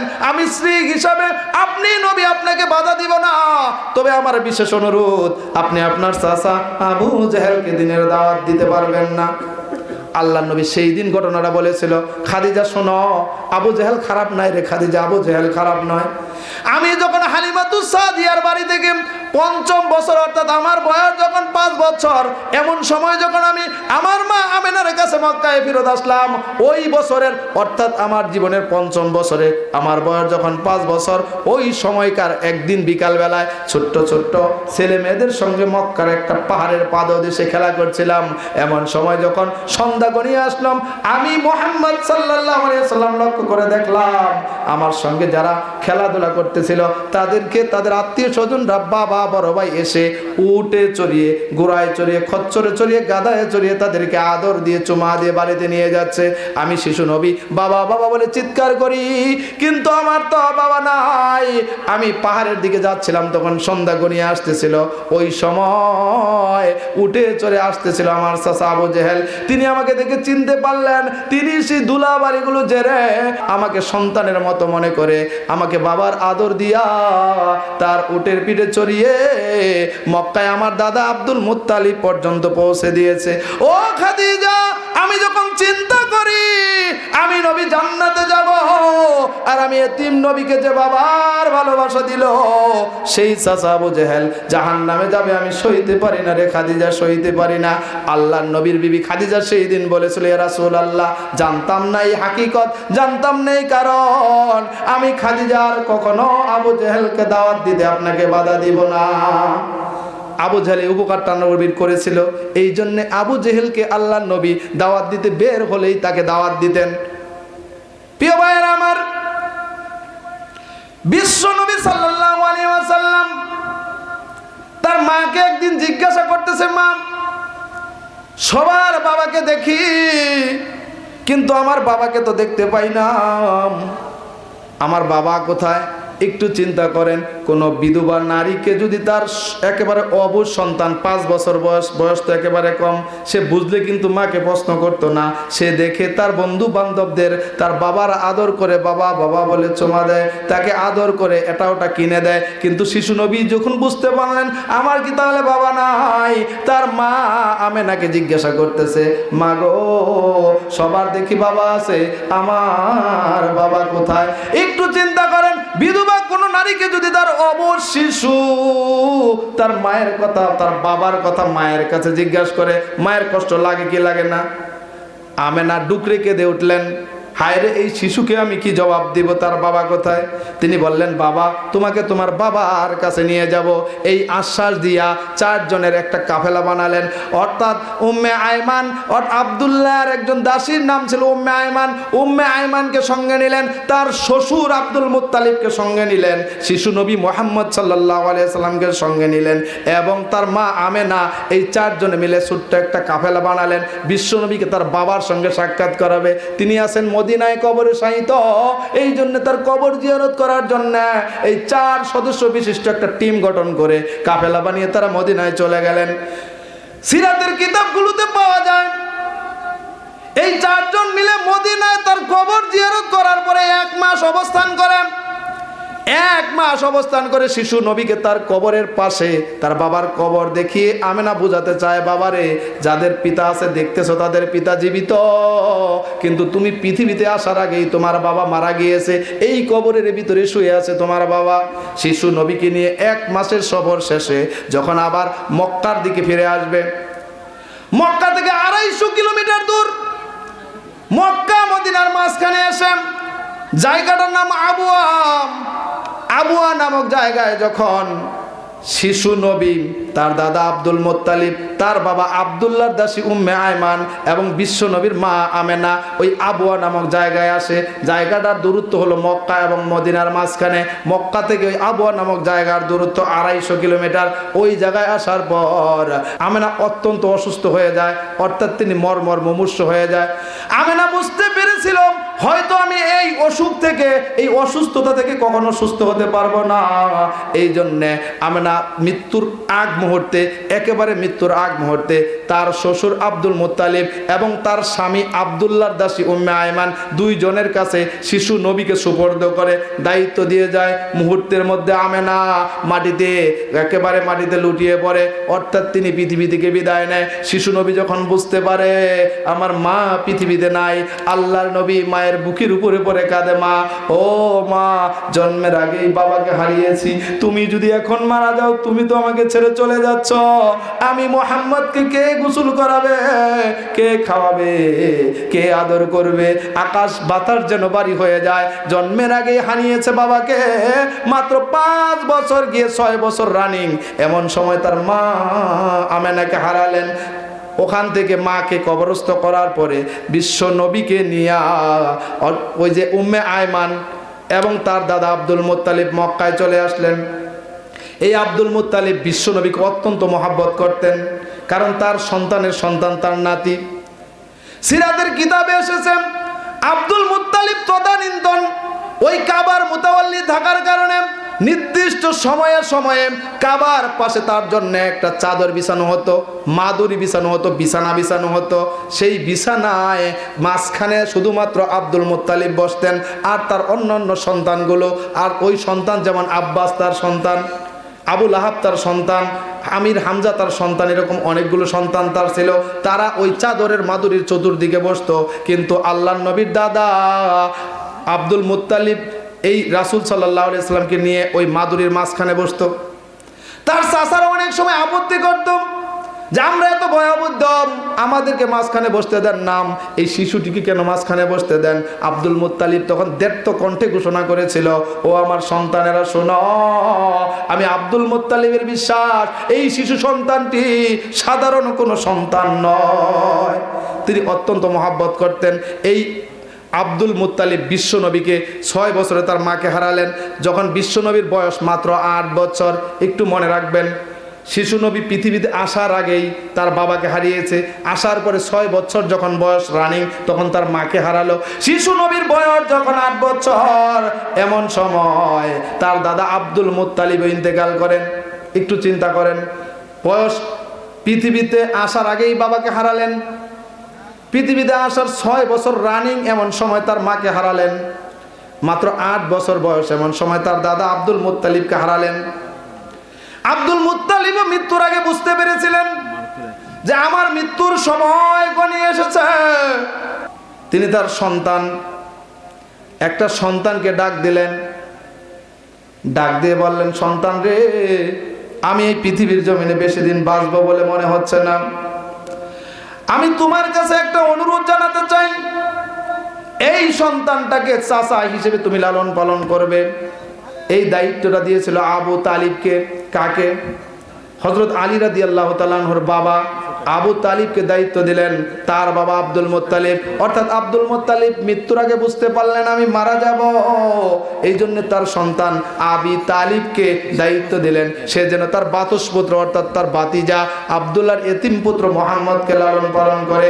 এই আবু তালিব বিশ্ব নবীকে 8 থেকে নিয়ে বিশ্ব নবীর বয়স যখন 50 অর্থাৎ 42টা বছর, এই আবু তালিব ইসলাম কবুল না করলেও রাসূলকে সেবা যত্ন করেছে, গার্ডিয়ান হিসেবে অভিভাবকের দায়িত্ব পালন করেছে। প্রিয় ভাইরা আমার, আল্লাহর রাসূল সাল্লাল্লাহু আলাইহি ওয়াসাল্লাম এর বয়স যখন 12 বছর অথবা 12 বছর 2 মাস 10 দিন, এমন সময় তার চাচা আবু তালিব সিরিয়ার উদ্দেশ্যে ব্যবসায়িক কাফেলা নিয়ে সিরিয়া যাবে ব্যবসা করার জন্য। পিছনে পিছনে শিশু নবী ডাক দিয়ে বলতেছে, চাচা আমার তো বাবা নাই মা নাই, আপনি যদি আমাকে মক্কায় রেখে চলে যান তাহলে আমি কার কাছে থাকবো? শিশু মুহাম্মদ সাল্লাল্লাহু আলাইহি ওয়াসাল্লামের এমন আবেগঘন কথা শুনে তার চাচা আবু তালিব চিন্তা করলেন, তাহলে এই শিশুটিকে রেখে যাওয়ার দরকার নাই, বরং একেও আমার কাফেলার সঙ্গে নিয়ে যায়। এই চিন্তা চেতনায় আবু তালিব সিরিয়ার উদ্দেশ্যে যখন যাবেন ব্যবসায়িক কাফেলা নিয়ে ব্যবসা করার জন্য, সঙ্গে তার বাতুসপুত্র মুহাম্মদ সাল্লাল্লাহু আলাইহি ওয়াসাল্লামকে নিয়ে রওনা দিলেন। বিশ্ব নবী সহ তার চাচা আবু তালিব যখন সিরিয়ায় যাওয়ার উদ্দেশ্যে বসরা নামক জায়গায় একটু বিশ্রাম নেওয়ার জন্য একটা গাছের নিচে বসলেন, ওই বসরায় একজন ধর্মযাজক ছিল। যেই ধর্মযাজক, তার কয়েকটা নাম পাওয়া যায় কিতাবে। কেউ বলেছেন তার নাম বহিরা, কেউ বলেছেন তার নাম বুহাইরা, কেউ বলেছেন তার নাম জার্জিস, তিনজন একই ব্যক্তি। ওই পাদ্রী যখন দেখতে পেলেন বিশ্বনবী যেখানে বসে আছেন তার উপরে যে গাছ, সে গাছ তাকে ছায়া দিচ্ছে, ওই গাছ তাকে সিজদা করতেছে, তখন তিনি বুঝতে পারলেন এই বালকটি সাধারণ কোনো বালক নয়, এর সম্বন্ধে ডিটেল জানতে হবে, বিস্তারিত জানতে হবে। তাই তিনি সেখান থেকে তার গির্জা থেকে বের হয়ে আসলেন, এসে আবু তালিবকে জিজ্ঞাসা করলেন এই সন্তানের বাবার নাম কি? আবু তালিব বললেন এই সন্তানের বাবা আমি। অর্থাৎ তিনি বিশ্বনবীকে এতিম বলে কষ্ট দিতে চান নাই, এই চিন্তা চেতনায় তিনি বললেন এই সন্তানের বাবা আমি, আবু তালিব। এই চিন্তা আবু তালিব যখন তার বাবার পরিচয় দিল, ওই জার্জিস অথবা বহিরা অথবা বুহাইরা আরো কনফার্ম হওয়ার জন্য তাদেরকে দাওয়াত দিলেন। আবু তালিবকে বললেন আপনারা আমার বাড়িতে মেহমান হবেন, আপনাদের সবাইকে আমি একবেলা খাওয়াতে চাই। অথচ ওই পাদ্রী কখনো তার গির্জা থেকে বের হতো না, কিন্তু এইবারে শুধু বের হয়েছে রাসূলকে রাসূল হিসেবে নির্দিষ্ট করার জন্যে, অর্থাৎ নির্ণয় করার জন্য। তার কৌতূহল, তিনি দেখতে চাচ্ছেন যে ইনি কি শেষ নবী কিনা, এই জন্য তিনি তার বাড়িতে দাওয়াত দিলেন। বিশ্ব নবীকে সকলেই গেল তার বাড়িতে দাওয়াত খেতে, কিন্তু যার জন্য দাওয়াত তাকে রেখে গেল মাল ছাওনা পাহারা দেওয়ার জন্যে। একটু চিন্তা করেন, ওই বহিরা অথবা বুহাইরা রাসূল সাল্লাল্লাহু আলাইহি সাল্লামের সঙ্গে কিছু কথা বলবেন, কথা বলে তিনি নিশ্চিত হবেন যে ইনি শেষ নবী কিনা। এই উদ্দেশ্যকে সামনে রেখে তিনি খাবার জন্য দাওয়াত দিয়েছেন। আর ওই কাফেলার লোকজন করেছে কি, রাসূলকে সেই মালামাল গাট্টি বুজ্জা পাহারা দেওয়ার জন্য রেখে তারা সবাই দাওয়াত খাইতে গেছে। ওই বহিরা ডাক দিয়ে বলতেছে ওই বালকটি কোথায়, ওই বালকটিকে নিয়ে আসেন। বাধ্য হয়ে তারা বিশ্ব নবীকে নিয়ে বহিরার বাড়িতে যখন যায়, বহিরা তখন সরাসরি কথা বলে আবু তালিবের সঙ্গে, বলতেছে আমাদের কিতাবে আমরা পেয়েছি এই সন্তানটি আমার কাছে মনে হচ্ছে তিনি শেষ নবী এবং রাসূল। এই সন্তানের বাবার নাম হওয়ার কথা আব্দুল্লাহ, তার মায়ের নাম হওয়ার কথা আমেনা, তার নাম হওয়ার কথা আহমদ, কিন্তু আপনি বলতেছেন আবু তালিব আপনি তার বাবা, এটা তো আমার কাছে একটু মিলতেছে না। আবু তালিব ডাক দিয়ে বলতেছে আপনি ঠিকই ধরেছেন, এই সন্তানের বাবা আমি নই। একেবারে চোখের সামনে সামনাসামনি যদি তাকে বলি তার মা নাই বাবা নাই, আমার ভাতিজা কষ্ট পাবে, এই জন্যই আমি তার চাচা হওয়া সত্ত্বে তার বাবার পরিচয় দিয়েছি। বহিরা চিন্তা করলো ঠিক আছে, ওই সময় যে গাছপালাগুলো ছায়া দিচ্ছিল, সিজদা করতেছিল, সেইগুলো মূলত নবী রাসূলদেরকে সিজদা করত। তিনি সেখান থেকে বুঝতে পারলেন যে ইনি নবী, শেষ নবী এবং রাসূল হবেন। এবং তিনি তার সঙ্গে তার পিতার নাম যখন মিলে গেল তখনও তিনি একটু শিওর হয়ে গেলেন যে ইনি শেষ নবী হবেন। সর্বোপরি বিশ্ব নবীর এই পিছনে কবুতরের ডিম্বা আকৃতির একটা লোমশ একটু উঁচু গুস্ত ছিল, যাকে মোহরে নবুয়াত বলা হয়। এটা শেষ নবী যে, সেটার সিল ছাপ্পর হিসেবে আপনারা ধরে নিতে পারেন, উঁচু একটা জায়গা। সেটা দেখে বহিরা তথা বুহাইরা নিশ্চিত হলেন যে এই বালকটি তামাম পৃথিবীর শ্রেষ্ঠ নবীদের নবী, শ্রেষ্ঠ রাসূলদের রাসূল, তিনিই হলেন সাইয়্যিদুল বাশার, সাইয়্যিদুল কাউনাইন, সাইয়্যিদুল সাকালাইন, তিনিই হলেন মুহাম্মদ মুস্তাফা, আহমদ মুস্তাফা, সকলেই বলেন সাল্লাল্লাহু আলাইহি ওয়াসাল্লাম। এটা তিনি বুঝতে পারলেন এবং তার চাচা আবু তালিবকে পরামর্শ দিলেন যে আবু তালিব এই সন্তানটি যেহেতু শেষ নবী এবং রাসূল হবে, ইহুদি খ্রিস্টানরা তাকে ফেলে হত্যা করবে, আপনি এখান থেকে বসরা থেকে নিয়ে তাকে আর সিরিয়ায় চলে যাইয়েন না, এখান থেকেই তাকে মক্কায় পাঠিয়ে দেন। আবু তালিব ওই বহিরা তথা বুহাইরার পরামর্শে শিশু নবীকে তার সঙ্গে কিছু লোক দিয়ে আবার মক্কায় পাঠিয়ে দিয়েছে। শিশু নবীর বয়স ছিল তখন কত বছর বললাম? 12 বছর অথবা 12 বছর 2 মাস 10 দিন। এইবার আসেন, বিশ্বনবী সাল্লাল্লাহু আলাইহি ওয়াসাল্লামের বয়স যখন 15 বছর, আল্লাহর নবীর বয়স যখন 15 বছর, ওই সময় নিষিদ্ধ মাসে একটা যুদ্ধ সংগঠিত হলো। যেই মাসগুলো আরবদের নিকটে তারা শত খারাপ হলে কয়েকটা গুণ তাদের ছিল, যেমন তাদের বাড়িতে যদি মেহমান হয়ে তাদের চিরশত্রু যেত তাহলে বাড়ির সীমানায় তাদেরকে হত্যা করতো না, এমন কিছু গুণ ওই আরবের জাহিলিয়াতের যুগের মানুষদের মধ্যেও ছিল। ওই জাহিলিয়াতের যুগের মানুষদের মধ্যে এমন গুণ ছিল, তারা 4টা নিষিদ্ধ মাসে যুদ্ধ বিগ্রহ করতো না। তার মধ্যে জিলকদ মাস একটা মাস, জিলহজ মাস একটা মাস। এই যে রাসূলের বয়স যখন 15 বছর, তখন যে যুদ্ধটা সংগঠিত হলো, সেই যুদ্ধের নাম ফুজ্জারের যুদ্ধ। সেই যুদ্ধটা রাসূলের 15 বছর বয়সে সংগঠিত হলো। যেই মাসে সংগঠিত হয়েছিল সেটা ছিল ওই 4টা নিষিদ্ধ মাসের ভিতরে একটা নিষিদ্ধ মাস, সেই মাসের নাম ছিল জিলকদ। আল্লাহর নবী সেই যুদ্ধে সরাসরি অংশগ্রহণ না করলেও তীর ধনুক দিয়ে তার চাচাদেরকে সাহায্য সহযোগিতা করেছে। আল্লাহর রাসূলের অন্তরে বড় ব্যথা লেগেছে, হায় রে, আমার জাতির লোকেরা নিষিদ্ধ মাসগুলো মানাও বন্ধ করে দিয়েছে, নিষিদ্ধ মাসে তারা রক্তপাত ঘটায়, খুন খারাপি করে, যুদ্ধ বিগ্রহ করে। এই জন্য আল্লাহর রাসূল এই ফুজ্জারের যুদ্ধের পরে মাত্র 15 বছর বয়সে আল্লাহর নবী বনু তাইম গোত্র, বনু মুত্তালিব, বনু আসাদ এবং বনু জুহারা গোত্রের এই কয়েকটা গোত্রের গোত্র প্রধান, অর্থাৎ খারাপের ভিতরে যারা ভালো ছিল, এই সমস্ত লোকদেরকে নিয়ে একটা সংগঠন তিনি তৈরি করলেন। সংগঠনটার নাম ছিল হিলফুল ফুজুল। আপনারা শুনেন নাই হিলফুল ফুজুল নামে একটা সংগঠন আছে? তাম পৃথিবীতে যত সংগঠন আছে, সর্বপ্রথম যিনি সংগঠন তৈরি করেছিলেন তিনি কোনো বিজ্ঞানী নয়, তিনি কোনো দার্শনিক নয়, তিনি হলেন আপনার আমার নবী মুহাম্মদুর রাসূলুল্লাহ সাল্লাল্লাহু আলাইহি ওয়াসাল্লাম। এই সংগঠনটা তৈরি করার মাধ্যমে আর্তপীড়িত মানবতার সেবায় তিনি এগিয়ে আসতেন, বিধবাদেরকে সাহায্য সহযোগিতা করতেন, নির্যাতন যারা সহ্য করত অর্থাৎ মাজলুমের পাশে দাঁড়াতেন, জালিমের বিপক্ষে দাঁড়াতেন। এমনিভাবে দুস্থ, অভাব, অনটন সমৃদ্ধ লোকদেরকে তারা সাহায্য সহযোগিতা করতেন। আল্লাহ রাসূল সাল্লাল্লাহু আলাইহি ওয়াসাল্লাম যখন তিনি এমনিভাবে সমাজে একটা লিডারশিপ নিয়ে কাজ করতে লাগলেন, তখন সকলেই তাকে নেতা হিসেবে মানতে লাগলো। কি হিসাবে মানতে লাগলো? নেতা হিসেবে। আল্লাহ রাসূল সাল্লাল্লাহু আলাইহি ওয়াসাল্লাম এমনিভাবে তিনি তার কার্যক্রম পরিচালনা করতেছেন। আবি তালিব তিনি নিম্ন আয়ের মানুষ ছিলেন। আমরা যেটা বলি নুন আনতে পান্তা ফোরায়, অর্থাৎ লবণ আনতে গেলে এগিয়ে বাদ শেষ হয়ে যায়, এটা একটা কথা, উপমা। আবু তালিবের সংসারটা ছিল অত্যন্ত দরিদ্র সংসার। তিনি খুব কষ্ট করে জীবিকা নির্বাহ করতেন। বিশ্বনবী যখন বুঝতে পারলেন যে আমার চাচা তো দরিদ্র মানুষ, আমি বসে থেকে লাভ কি, আমিও চাচার সঙ্গে কিছু কাজকর্ম করি অথবা অন্য কোনো কাজকর্ম করে চাচাকে যদি কিছুটা সাহায্য সহযোগিতা করা যায়, এই চিন্তা চেতনায় রাসূল সাল্লাল্লাহু আলাইহি সাল্লাম বনু সাদ গোত্রের বকরি চড়াতেন। কিছুদিন আগে আমাদের বাংলাদেশের একজন পপুলার বক্তা, আপনারা তার নাম সকলেই জানেন, ডক্টর মিজানুর রহমান আল আজহারি, নাম শোনেন নাই? মিজানুর রহমান আজহারি ভাই রাসূল সাল্লাল্লাহু আলাইহি সাল্লামকে সম্পর্কে কথা বলতে গিয়ে এক পর্যায়ে তিনি তাকে কাউ বয় বলেছেন। কি বয় বলেছেন? Cow boy. এটা একটা ইংরেজি শব্দ, এর বাংলা অর্থ হলো রাখাল। এটা নিয়ে বাংলাদেশে মিডিয়া জগতে একটা তুলপাড় শুরু হয়ে গিয়েছে। অনেকে তাকে কাফের ফতোয়া দিচ্ছে, অনেকে তার মাথা খণ্ডিত মাথা নিলে 10 লক্ষ টাকার পুরস্কার ঘোষণা করতেছে। অথচ একটা জিনিস লক্ষ্য করেন, আমি জানি না মিজানুর রহমান আজহারি ভাই কোন উদ্দেশ্যে কথাটা বলেছে। হয়তো তিনি ইংরেজিতে লেকচার দেন, সে দৃষ্টিকোণ থেকে বলতে পারে, অথবা তার মুখ স্লিপ করেও কথাটা বের হয়ে যেতে পারে, যেহেতু তিনি ইংরেজিতে কথা বলেন।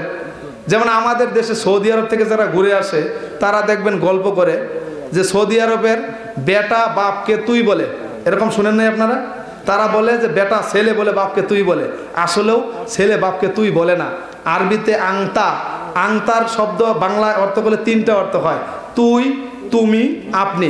এই 3টা, তুই, তুমি, আপনি, 3টার একটাই শব্দ আরবি আন্তা। আর ইংরেজিতেও কিন্তু তদ্রূপ। ইংরেজিতে তুই এর জন্য আলাদা ইংরেজি নাই, তুমির জন্য আলাদা ইংরেজি শব্দ নাই, আপনির জন্য আলাদা ইংরেজি শব্দ নাই, বরং ইউ দ্বারা তুই, তুমি, আপনি 3টাই বোঝায়। মিজানুর রহমান আল আজহারি ভাই তিনি যেহেতু ইংরেজিতেও কথা বলেন, সেই দৃষ্টিকোণ থেকে হয়তো কথাটা বলেছেন। এ নিয়ে তাকে কাফের ফতোয়া দেওয়ার কিছু নাই। এর আগে আরেকটা কথা তিনি বলেছিলেন, 6 প্যাক। রাসূল সাল্লাল্লাহু আলাইহি সাল্লামের সুঠাম দেহের বর্ণনা করতে গিয়া তিনি বলেছেন রাসূল 6 প্যাক ছিলেন, অর্থাৎ তার পেটের ভিতরে বাত ছিল। এটাকে 6 প্যাক বলা হয়, এটা ইংরেজি শব্দ। এটা নিয়েও তাকে অনেকেই আপনার বিভিন্ন ধরনের কথাবার্তা বলেছে। এর আগে তিনি খাদিজাতুল কুবরা রাদিয়াল্লাহু তাআলা আনহা সম্পর্কে একটা ইংরেজি শব্দ ব্যবহার করেছিলেন। তিনি বলেছিলেন খাদিজা রাদিয়াল্লাহু তাআলা আনহা ইনটেক ছিলেন না, তিনি ভার্জিন ছিলেন না। ভার্জিন মানে কি? কুমারী। খাদিজা কি কুমারী ছিল? সেটা আলোচনা পরে আসবে। খাদিজা রাদিয়াল্লাহু তাআলা আনহা কিন্তু কুমারী ছিলেন না। প্রিয় ভাইয়েরা আমার, এজন্য আমরা কথা বলতে গিয়ে কাউকে কাফের ফতোয়া দেওয়ার আগে তার অন্তরের খবর তো আমরা জানি না, জানি কি? তাহলে তাকে কাফের ফতোয়া কেন আমরা দিব? এটা তো ভুলবশত হতে পারে। তিনি অনেক ক্ষেত্রে দেখেছি, তিনি বলেছেন যে কথাটা আমার বলা ঠিক হয়নি, তিনি তো স্বীকার করেছেন। তাহলে তাকে নিয়ে আর বাড়াবাড়ি করা ঠিক হবে না। প্রিয় ভাইয়ের আমার, আমি যে কথাটা বলছিলাম, রাসূল সাল্লাল্লাহু আলাইহি ওয়াসাল্লাম কয়েক কিরাত পারিশ্রমিকের বিনিময়ে তিনি বনু সাদ গোত্রের বকরি চড়াতেন, অর্থাৎ আল্লাহ রাসূল রাখাল ছিলেন। আমরা সরাসরি আল্লাহ রাসূলকে ওভাবে তুচ্ছ তাচ্ছিল্য করার অর্থে রাখাল বলছি না। তিনি যেহেতু তার জীবদশায় এগুলো চড়িয়েছেন, এজন্য তিনি রাখাল, কথা বলেন ঠিক কিনা? এছাড়াও অন্য অন্য গোত্রেরও তিনি রাখাল ছিলেন, তিনি ছাগল, বেড়া, বকরি চড়াতেন। আল্লাহ রাসূল সাল্লাল্লাহু আলাইহি ওয়াসাল্লামের বয়স যখন 25 বছর, এমন সময় তিনি খাদিজাতুল কুবরার ব্যবসায়িক কর্মচারী হিসাবে নিযুক্ত হন। খাদিজাতুল কুবরা তাকে বিশ্ব নবীকে, আপনার আমার নবীকে ব্যবসায়িক কর্মচারী হিসাবে নিয়োগ দেন। আল্লাহ নবীর চারিত্রিক মাধুর্যে মুগ্ধ হয়ে, তার ব্যবসায়িক কলা কৌশল দেখে, তার কিতদাস মাইসারার কাছ থেকে বিশ্ব নবীর এমন গুণাবলীর কথা শুনে আপনার আমার মা উম্মুল মুমিনিন হযরতে খাদিজাতুল কুবরা রাদিয়াল্লাহু তাআলা আনহা, তিনি আবার দুইবার তার স্বামী হারা, অর্থাৎ দুইবারের বিধবা খাদিজা, তিনি আবার বিশ্ব নবীকে বিবাহ করার ইচ্ছা, মনোবাসনা তার আবার জাগ্রত হলো। আল্লাহ রাসূলের বয়স তখন 25 বছর। খাদিজার ইতিপূর্বে 2টা স্বামী মারা গিয়েছে, দুইবারের বিধবা খাদিজা রাদিয়াল্লাহু তাআলা আনহা। তিনি যখন তার ব্যবসায়িক কর্মচারী মুহাম্মদ রাসূলুল্লাহ সাল্লাল্লাহু আলাইহি ওয়াসাল্লাম সম্পর্কে অনেক গুণ বিশিষ্ট ভালো ভালো সুন্দর কথা তার কিতদাস মাইসারার কাছ থেকে শুনলেন, তখন তিনি আবার চিন্তা করলেন, আমি তো বিবাহ করতে চেয়েছিলাম না, কিন্তু এই যুবক যদি আমাকে বিবাহ করে, তাহলে আমি খাদিজা আবার তৃতীয়বারের মতো এই যুবক মুহাম্মদ রাসূলুল্লাহ সাল্লাল্লাহু আলাইহি ওয়াসাল্লামকে বিবাহ করব। এই চিন্তা চেতনায় রাসূল সাল্লাল্লাহু আলাইহি ওয়াসাল্লামকে খাদিজা ব্যবসায়িক কর্মচারী থেকে ব্যবসায়িক পার্টনার বানানোর একটা সুযোগ করে দিলেন। তার দাস কিতদাস মাইসারার মাধ্যমে অধিক মুনাফা বা বেতন বাড়িয়ে দিবেন তার ব্যবসায়িক পার্টনার হলে। এই চিন্তা চেতনায় তাকে ব্যবসায়িক পার্টনার বানালেন। আগে ছিলেন অধীনস্থ চাকুরিজীবী, আর এখন হলেন তার ব্যবসায়িক পার্টনার। খাদিজা তাকে আরো অবলোকন করার জন্য, আরো তার গুণগুলো পর্যবেক্ষণ করার জন্য কিতদাস মাইসারাকে তার সঙ্গে বাণিজ্যিক কাফেলায় নবীর সঙ্গে পাঠিয়ে দিলেন। সেই সময় অনেক লাভ করে রাসূল সাল্লাল্লাহু আলাইহি ওয়াসাল্লাম এসে খাদিজাকে বুঝিয়ে দিলেন। তার কিতদাস মাইসারা খাদিজাকে, তার মালকিনকে, তার সম্পর্কে ডিটেলস বর্ণনা করলেন, বিস্তারিত বললেন। খাদিজা তার প্রতি দুর্বল হয়ে গেলেন। কিন্তু বিয়ের প্রস্তাব তো সরাসরি দেওয়া যায় না। বিয়ের প্রস্তাব কি সরাসরি দেওয়া যায়? তার বান্ধবী, যার নাম নাফিসা বিনতে মুনব্বি, খাদিজার একটা বান্ধবী ছিল যার নাম নাফিসা বিনতে মুনব্বি, তাকে ডাক দিয়ে বললেন, খাদিজা, ও নাফিসা, আমি আমার এই ব্যবসায়িক পার্টনার মুহাম্মদ সাল্লাল্লাহু আলাইহি ওয়াসাল্লামকে বিবাহ করতে রাজি। যদি তিনি আমাকে বিবাহ করে, এই প্রস্তাবটা তুমি আমার পক্ষ থেকে তার কাছে পৌঁছে দাও। নাফিসা চিন্তা করলেন, সরাসরি মেয়ে মানুষ, মুহাম্মদ ইবনে আব্দুল্লাহকে তো কথা বলা যায় না। তাই তিনি কৌশল অবলম্বন করে একদিন বলতেছে, মুহাম্মদ, সকলেই বলেন সাল্লাল্লাহু আলাইহি ওয়াসাল্লাম, আপনার তো বয়স অনেক হলো, আপনি কি বিবাহ শাদী করবেন না? আল্লাহর নবী বললেন, নাফিসা, আমি ইয়াতীম, জন্মের আগেই বাবা মারা গিয়েছে, মাত্র 6 বছর বয়সে আমার মা মারা গিয়েছে, 8 বছর বয়সে আমার দাদা মারা গিয়েছে, আমি আমার চাচা আবু তালিবের তত্ত্বাবধানে লালিত পালিত হচ্ছে, আমার মতো এমন ইয়াতীমকে কে বিবাহ করবে? তখন এই সুযোগে নাফিসা বিনতে মুনব্বি একটা সুযোগ পেল। তখন বলতেছে, মুহাম্মদ, আপনার মালকিন, আপনি যার সঙ্গে পার্টনারশিপে ব্যবসা করেন, সেই খাদিজা বিনতে খুয়াইলিদ যদি আপনাকে বিবাহ করতে রাজি হয়, আপনি কি রাজি? বিশ্বনবী বলেন, কোথায় খাদিজা, কোথায় আমি আব্দুল্লাহর ইতিম পুত্র মুহাম্মদ। এরপরে নাফিসা বলতেছে, যদি রাজি হয়, আপনি রাজি নাকি? বিশ্বনবী বলেন, আমি আমার সিদ্ধান্ত এখনই জানাতে পারবো না, কারণ আমার বাবা নাই, দাদা নাই, মা নাই ঠিক, কিন্তু আমার চাচারা আছে।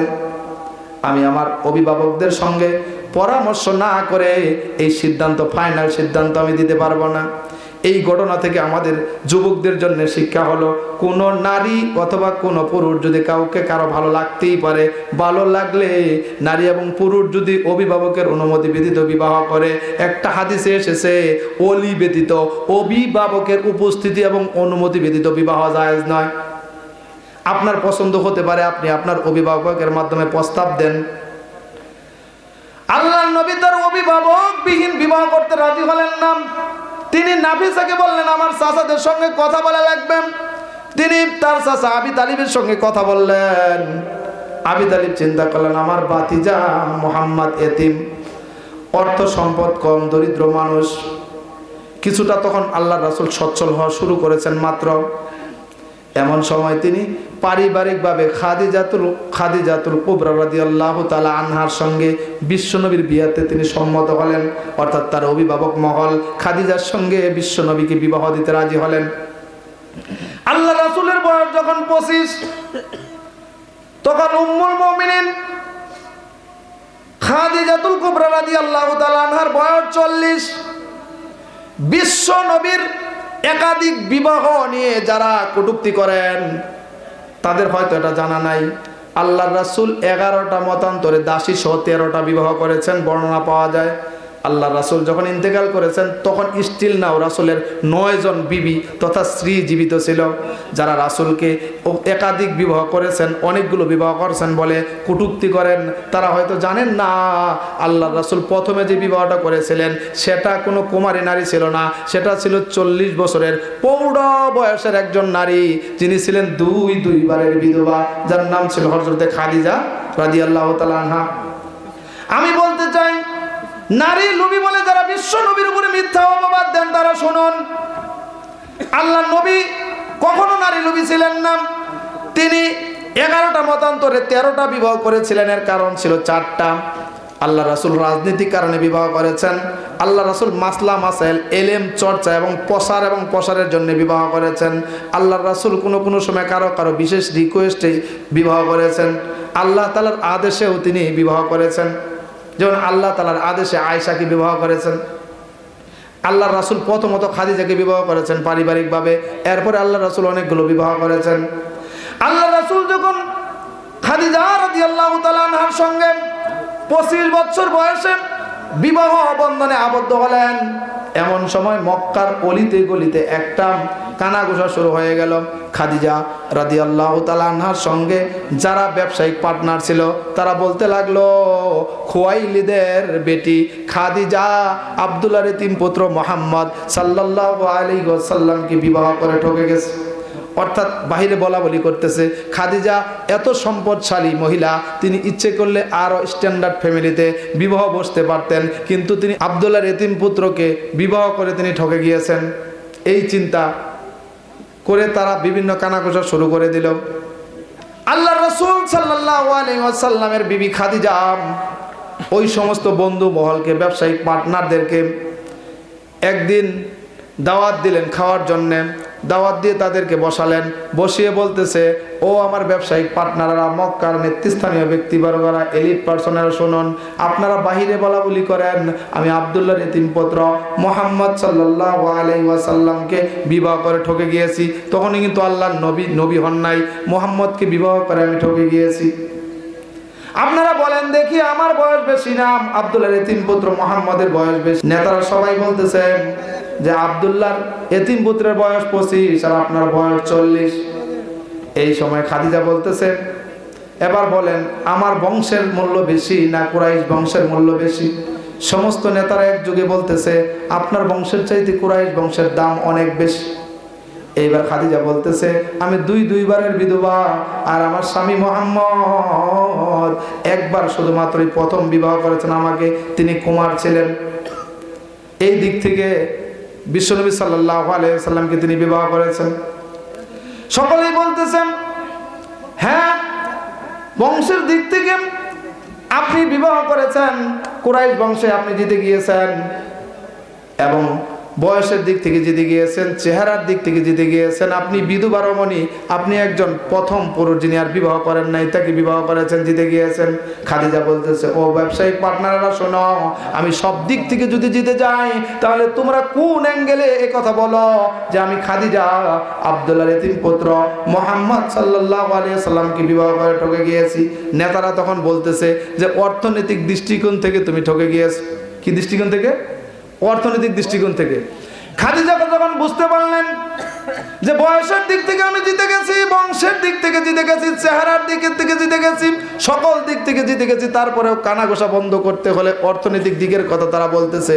সবাইকে সাক্ষী রেখে খাদিজা বলতেছে, ও নেতারা আপনারা সবাই সাক্ষী থাকেন, অর্থনৈতিক দৃষ্টিকোণ থেকে যদি আমি খাদিজা ঠকে গিয়ে থাকি, আপনাদের সবাইকে সাক্ষী রেখে এই মুহূর্তে আমি ঘোষণা করতেছি, আমি খাদিজার সমুদয় সম্পত্তির মালিকানা আমি আব্দুল্লাহর এতিম পুত্র মুহাম্মদকে লিখে দিলাম।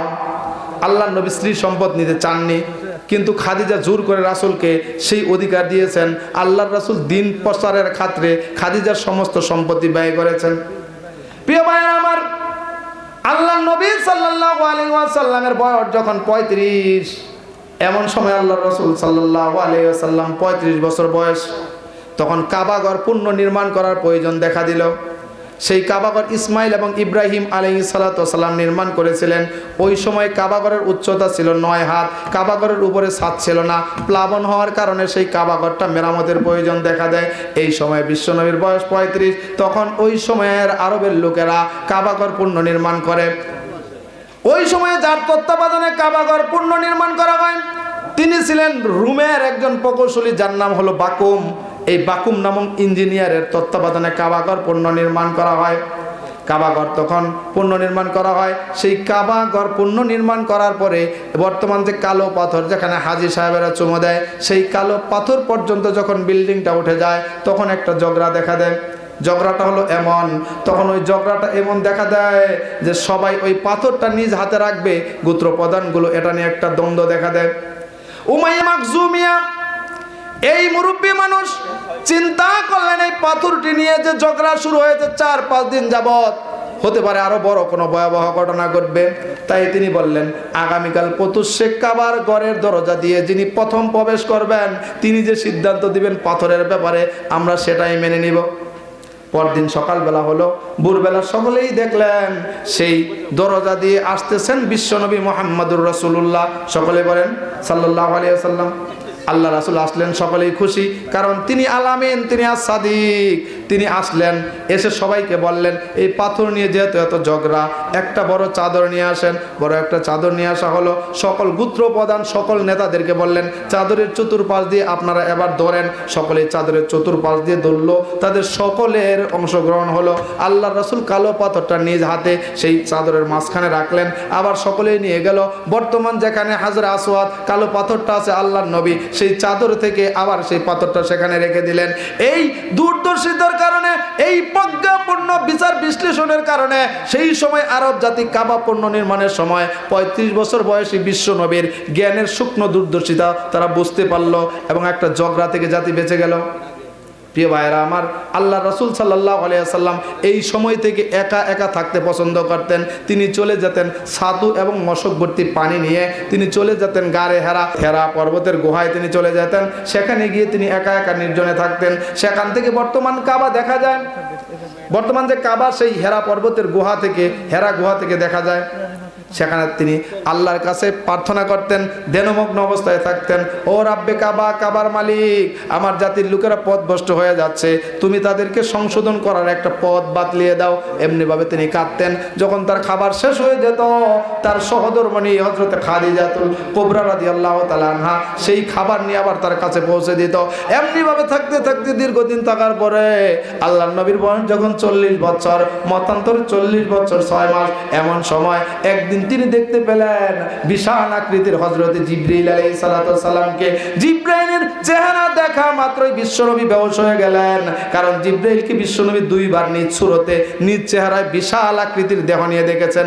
একবার দেখেছেন হেরা পর্বতের গুহায় সূরা আলাকের প্রথম 5টি আয়াত অবতীর্ণ হওয়ার সময়, আর একবার দেখেছিলেন সিদরাতুল মুনতাহার কাছে। আল্লাহ নবীকে যখন বলা হলো ইকরা বিসমি রাব্বিকাল্লাযী খলাক, এই কথা শুনে যখন উপরে তাকালেন জিবরিল আমিনকে দেখেই তিনি বেহুশ হয়ে গেলেন। আবার যখন হুঁশ ফিরে পেলেন জিবরাইল আলাইহিস সালাতু সালাম আবার বললেন ইকরা বিসমি রাব্বিকাল্লাযী খলাক, পড়ুন সেই রবের নামে যিনি সৃষ্টি করেছেন। আল্লাহর রাসূল বললেন আমি পড়তে পারি না, আমি পড়তে জানি না। জিবরাইল আলাইহিস সালাতু সালাম আপনার আমার নবীকে আলিঙ্গন করলেন তিনবার আলিঙ্গন করার পরে যখন ছেড়ে দিলেন তখন আল্লাহর নবী নিজে নিজে পড়তে লাগলেন। এইটা হলো পবিত্র কোরআনুল কারীমের আয়াত, প্রথম অবতীর্ণ আয়াতের 5টা আয়াত, সূরা আলাকের আয়াত।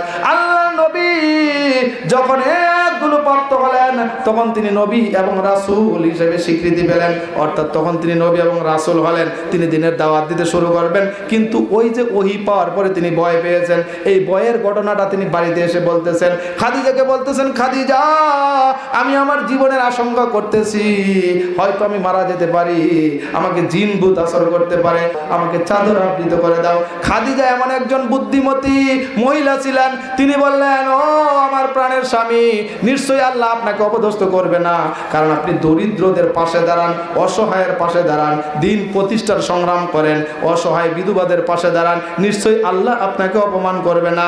এই কথা বলে তাকে অভয় দিলেন। অভয় দেওয়ার পরে তার একজন চাচাতো ভাই ছিল যার নাম উরাকা বিন নওফল। উরাকা বিন নওফল ছিল ইনজিলের একজন লেখক, তিনি হিব্রু ভাষায় ইনজিল লিখতেন। এই ইনজিলের তিনি একজন পণ্ডিত ছিলেন। প্রিয় ভাইয়ের আমার, তিনি এই ঘটনার বিস্তারিত তার চাচাতো ভাই উরাকা বিন নওফলের নিকট বর্ণনা করলেন।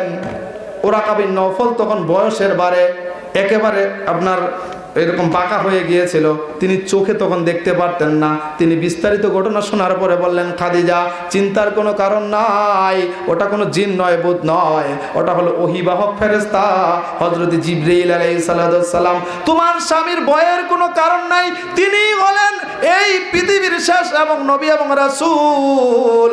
তাকে ওহী নিয়ে যে এসেছিল তিনি কোনো জিন ভূত নয়, তিনি ফেরেশতা জিবরাইল, যিনি ইতিপূর্বে নবী এবং রাসূলদের কাছে ওহী নিয়ে আসতো। তখন আরেকটা কথা উরাকা বিন নওফল বলেছিল, আমার আফসোস হয় আপনার জাতির লোকেরা যখন আপনাকে নিজ মাতৃভূমি থেকে তাড়িয়ে দিবে, সেই সময় আমি উরাকা বিন নওফল যদি জীবিত থাকতাম তাহলে আপনার পক্ষ সমর্থন করতাম, আপনাকে সাহায্য করতাম। কিন্তু উরাকা বিন নওফল ওই সময় রাসূল যখন হিজরত করেছে ওই পর্যন্ত উরাকা বিন নওফল জীবিত ছিল না। প্রিয় ভাইয়ের আমার, আমি যেই কথাটা বলছিলাম, আল্লাহর রাসূল তখন ওহী প্রাপ্ত হওয়ার পরে নবুয়তের দায়িত্ব পালন করতে শুরু করলেন। তিনি সর্বপ্রথম দাওয়াত দিলেন তার স্ত্রী হযরত খাদিজাতুল কুবরাকে। খাদিজাকে দাওয়াত দেওয়া মাত্রই খাদিজা বলতেছে, স্বামী আমার, আমি আপনার সঙ্গে এতদিন যাবৎ গড় করে আসতেছি, সংসার করে আসতেছি, আমি আগেই বুঝতে পেরেছিলাম আপনার যে চারিত্রিক মাধুর্যতা, আপনার যে গুণাবলী, এগুলো সাধারণ কোনো মানুষের গুণাবলী হতে পারে না। আমাকে কালেমার দাওয়াত দেওয়া লাগবে না, আমাকে পড়িয়ে দিন মধুর কালেমা লা ইলাহা ইল্লাল্লাহু মুহাম্মাদুর রাসূলুল্লাহ। এটা বলে তিনি কালেমা গ্রহণ করে মুসলমান হয়ে গেলেন। দরজার পাশে দাঁড়িয়েছিলেন হযরত আলী রাদিয়াল্লাহু তাআলা আনহু, তিনিও এসে কালিমা পড়ে মুসলমান হলেন। আল্লাহর রাসূল দাওয়াত দিলেন তার বন্ধু আবু বকরকে। আবু বকর আর বিশ্বনবী কাছাকাছি বয়সের, মাত্র 2 বছরের ছোট ছিলেন হযরত আবু বকর বিশ্বনবীর চাইতে, কিন্তু তারা বাল্য বন্ধু। প্রিয় ভাইয়েরা আমার, আবু বকর শোনা মাত্রই বললেন, ইয়া রাসূলুল্লাহ, ইয়া হাবিবাল্লাহ, আপনি যে নবী এবং রাসূল হবেন সেটা আপনার চারিত্রিক মাধুর্যতা দেখে, আপনার গুণাবলী দেখে, কথাবার্তা দেখেই বোঝা গিয়েছিল, আমাকে দাওয়াত দেওয়া লাগবে না, আপনি আমাকে কালেমা পড়ে মুসলমান বানিয়ে দেন। জোরে বলেন সুবহানাল্লাহ। প্রিয় ভাইয়েরা আমার, আল্লাহ রাসূল দিনের দাওয়াত শুরু করলেন। রাত্রে যেহেতু গভীর হয়ে গেছে, আলোচনা আমি বেশি দূর চালিয়ে যেতে পারলাম না। বিশ্বনবী সাল্লাল্লাহু আলাইহি ওয়াসাল্লাম তার নবুয়তি জীবনে যে দায়িত্বগুলো পালন করেছেন অতি সংক্ষেপে শুধুমাত্র হেডলাইনগুলো বলছি আপনাদের বোঝার জন্য। আল্লাহর রাসূল সাল্লাল্লাহু আলাইহি ওয়াসাল্লাম তার দাওয়াতি কার্যক্রম পরিচালনা শুরু করলেন। এক পর্যায়ে তিনি গোপনে দাওয়াত দিতেন। আল্লাহ রাব্বুল আলামিন যখন 26 নম্বর সূরা আশ-শুআরার 214 নম্বর আয়াত নাজিল করলেন, অর্থাৎ ওয়াংজির আশিরাতাকা আল আকরাবিন, ওয়াংজির আশিরাতাকাল আকরাবিন, হে নবী আপনি আপনার আত্মীয় স্বজনের মধ্যে দিনের দাওয়াত দেন, তাদেরকে ভীতি প্রদর্শন করেন। তখন আল্লাহ রাসূল প্রকাশ্যে দাওয়াত দেওয়া শুরু করলেন। এমন সময় প্রকাশ্যে দাওয়াত দিলেন, তখন তিনি সাফা মারওয়া পাহাড়ে উঠলেন, তার নিজ সম্প্রদায়কে দাওয়াত দিলেন। সেখানে আবু লাহাব রাসূল সাল্লাল্লাহু আলাইহি ওয়াসাল্লামকে উদ্দেশ্য করে পাথর মারতে উদ্যত হলো। আল্লাহ তাআলা আবু লাহাবের বিরুদ্ধে সূরা লাহাব নাজিল করে তাকে ধিক্কার দিলেন। এমনিভাবে আল্লাহ রাসূল সাল্লাল্লাহু আলাইহি ওয়াসাল্লাম দিনের দাওয়াত দিতে শুরু করলেন। কাফেরেরা দেখলো যে না, মুহাম্মদের দল বাড়ি হয়ে যাচ্ছে, তখন তারা আবু তালেবের নিকটে আসলো, তার চাচা আবু তালেবের নিকট এসে তাকে বিভিন্ন প্রস্তাব দিল। আবু তালেব সেই প্রস্তাবগুলো ফিরিয়ে দিল এবং রাসূল সাল্লাল্লাহু আলাইহি ওয়াসাল্লাম সেই প্রস্তাবগুলোকে ফিরিয়ে দিলেন। আল্লাহ রাসূল তার দ্বীনি কার্যক্রম পরিচালনা করতে লাগলেন। বিশ্বনবীর দাওয়াত বন্ধ করার জন্য কাফেররা কঠোর থেকে ঘৃণ্যতম ষড়যন্ত্র চালাতে লাগলো। প্রথমে তারা হাসি ঠাট্টা করত, তামাশা করত, রাসূলকে নিয়ে বিদ্রূপ করত, রাসূলকে মিথ্যাবাদী জাদুকর বলতো।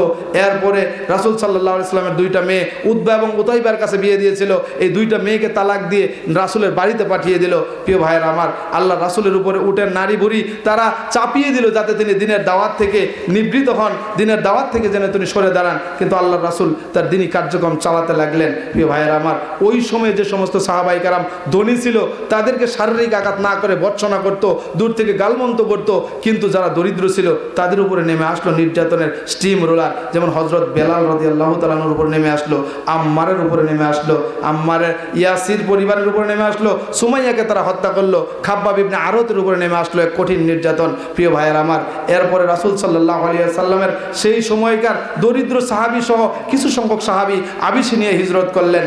এরপরে কাফেররা রাসূল সাল্লাল্লাহু আলাইহি সাল্লামকে চমৎকার 4টা লোভনীয় অফার তার চাচা আবু তালেবের মাধ্যমে দিল। তারা একটা অফার দিয়েছিল, তিনি দিনী দাওয়াত কার্যক্রম বন্ধ করুক, টাকা যত লাগে আমরা টাকা দিতে রাজি। তিনি যদি বিবাহ করতে চায় এই মক্কা মদিনার যে কোনো সম্ভ্রান্ত সুন্দরী নারীকে বিবাহ করিয়ে দিব, তাও রাজি। তিনি যদি ক্ষমতা চান তাহলে ক্ষমতাও তাকে দিয়ে দিব, বাগাবাগি করে আমরা রাষ্ট্র পরিচালনা করব। এমনিভাবে তিনি বললেন চিকিৎসার প্রয়োজন হলে চিকিৎসা করব, কিন্তু আল্লাহর রাসূল তাতেও রাজি হলেন না। প্রিয় ভাইয়েরা আমার, এ পর্যন্ত আলোচনায় এখানে শেষ করতে হচ্ছে যেহেতু রাত্রি গভীর হয়ে গেছে। আমি যে পর্যন্ত আলোচনা করেছি আপনার সিরাতের কিতাবগুলো পড়ে গবেষণা করে সেগুলো নোট করে সেখান থেকে আলোচনা করেছি। তারপরেও আমি মানুষের ভুল হওয়াটা স্বাভাবিক, কারণ হলো নাসিয়া আদম ফানাসিয়া বানু, আদম আলাইহিস সালাতু সালামই ভুল করেছিলেন, আমরা তো তার সন্তান, ভুল হওয়াটা স্বাভাবিক। হে আল্লাহ, এতক্ষণ কথা বলেছি, যে সঠিক কথাগুলো বলেছি আমাদের সেখান থেকে শিক্ষা নিয়ে ইহকালীন এবং পরকালীন সফলতা দান করো। সবাই বলেন আমিন। আর জন্য কোনো ভুল তথ্য শ্রোতা মণ্ডলীর কাছে চলে গিয়ে থাকে, হে আল্লাহ শ্রোতা মণ্ডলীর স্মৃতিপট থেকে তুমি তা মুছে দাও। সবাই বলেন আমিন। আপনাদের সঙ্গে আবারও দেখা হবে হয়তো কোনো ইসলামী জালসা অথবা তাফসীরুল কোরআন মাহফিলে। আপনারা সবাই আমার জন্য দোয়া করবেন, আমি আপনাদের সবার জন্য দোয়া করি। ও আখির দাওয়ানা আনিল হামদুলিল্লাহি রাব্বিল আলামিন। রব্বানা যালামনা আনফুসানা ওয়া ইন লাম তাগফির লানা ওয়া তারহামনা লানাকুনান্না মিনাল খাসিরিন। ربنا آتنا في الدنيا حسنة وفي الآخرة حسنة وقنا عذاب النار. ربي زدني علما، ربي زدني علما، ربي زدني علما. اللهم علما نافعا وعملا متقبلا ورزقا طيبا. يا رب العالمين, আমরা কতিপয় গুনাহগার বান্দা এই গভীর রজনীতে আল্লাহ তোমার কতগুলো বান্দা বান্দিকে নিয়ে তোমার প্রিয় হাবিব মুহাম্মদুর রাসূলুল্লাহ সাল্লাল্লাহু আলাইহি ওয়াসাল্লামের জীবনী থেকে কিছু গুরুত্বপূর্ণ কথা শুনলাম। ইয়া রাব্বুল আলামিন, তুমি আমাদের আলোচনাটাকে কবুল আর মঞ্জুর করো।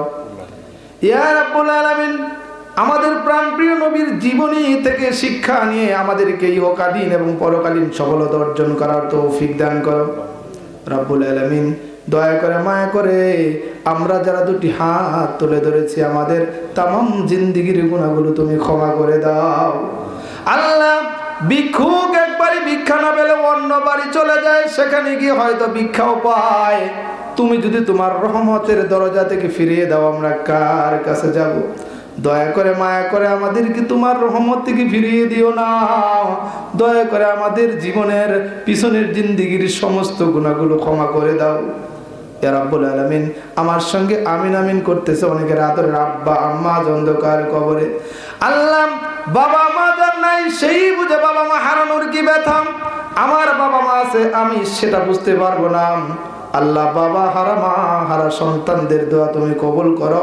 আমাদের কবরস্থ বাবা মার কবরটাকে তুমি জান্নাতুল ফিরদাউস হিসেবে কবুল আর মঞ্জুর করো।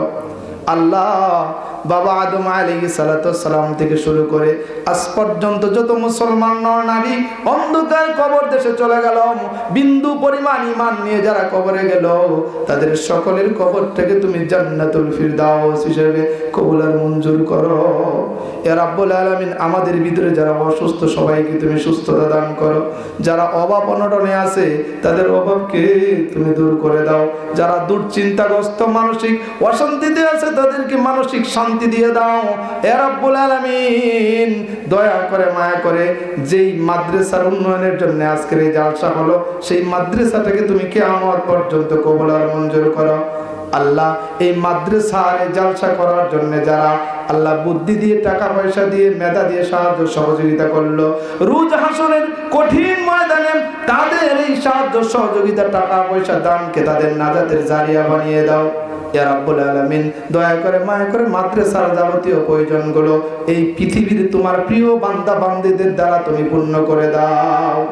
ইয়া রাব্বুল আলামিন, আজকের এই বিজ্ঞাপনে উল্লেখিত প্রধান অতিথি ছিল, বিশেষ অতিথি ছিল, আল্লাহ জালসা কমিটির সদস্য ছিল যারা বিশেষ অতিথি, প্রধান অতিথি, উলামায়ে কেরাম সহ সভাপতি, সহসভাপতি, জালসা কমিটির সদস্যবৃন্দ যারা কথাগুলো শুনলো, পর্দার আড়াল থেকে যারা শুনলো, তাদের মনের সকলের জায়েজ বৈধ আশাগুলো তুমি পূর্ণ করে দাও। এ আল্লাহ, সর্বশেষ তোমার কাছে ফরিয়াদ, জীবনে অন্তত একটা বার হলেও আমাদের প্রিয় হাবিবকে স্বপ্ন যুগে দেখার তৌফিক তুমি উম্মত হিসেবে আমাদেরকে দিয়ে দাও। আল্লাহ, জীবনে অন্তত একটা বার হলেও তোমার প্রিয় হাবিব আমাদের কলিজার টুকরা নবীর রওজা শরীফ জিয়ারত করার তৌফিক দান করো। ইয়া রাব্বুল আলামিন, দয়া করে মায়া করে তুমি আমাদের আলোচনায় কোনো ভুল ত্রুটি হয়ে থাকলে ক্ষমা করে দাও। প্রত্যেক আলোচক বৃন্দের আলোচনা থেকে আমাদেরকে উপকৃত হওয়ার তৌফিক দান করো। ইয়া রাব্বুল আলামিন, যারা দোয়া চেয়েছে এবং দান করেছে তাদের এই দানের উসিলায় রোজ হাসরে আরশের নিচে একটু ছায়ার ব্যবস্থা করে দাও। আল্লাহ, হাদিসে বলেছি, দান যারা করে এই দানের ছায়ার নিচে ততক্ষণ পর্যন্ত থাকবে যতক্ষণ পর্যন্ত না আল্লাহ বিচার কার্য শেষ করে। আজকে যারা দান করলো, আল্লাহ কে কত বেশি দান করলো সেটা বড় কথা নয়, আল্লাহ প্রত্যেক দাতাকে তার দানের ছায়ার নিচে তুমি ছায়ার ব্যবস্থা করে দাও। ইয়া রাব্বুল আলামিন, আমরা প্রকৃত মুসলমান না হওয়া পর্যন্ত মালাকুল মাউতকে আমাদের নিকটে পাঠাইও না। দয়া করে মায়া করে আমরা যখন মারা যাব, শয়তান যেন আমাদের ঈমান চুরি করতে না পারে। এই জন্য আমাদের মৃত্যুর সময় সকলের মুখে জারি করে দিও মধুর কালেমা লা ইলাহা ইল্লাল্লাহু মুহাম্মাদুর রাসূলুল্লাহ। আসসালামু আলাইকুম ওয়া রাহমাতুল্লাহ।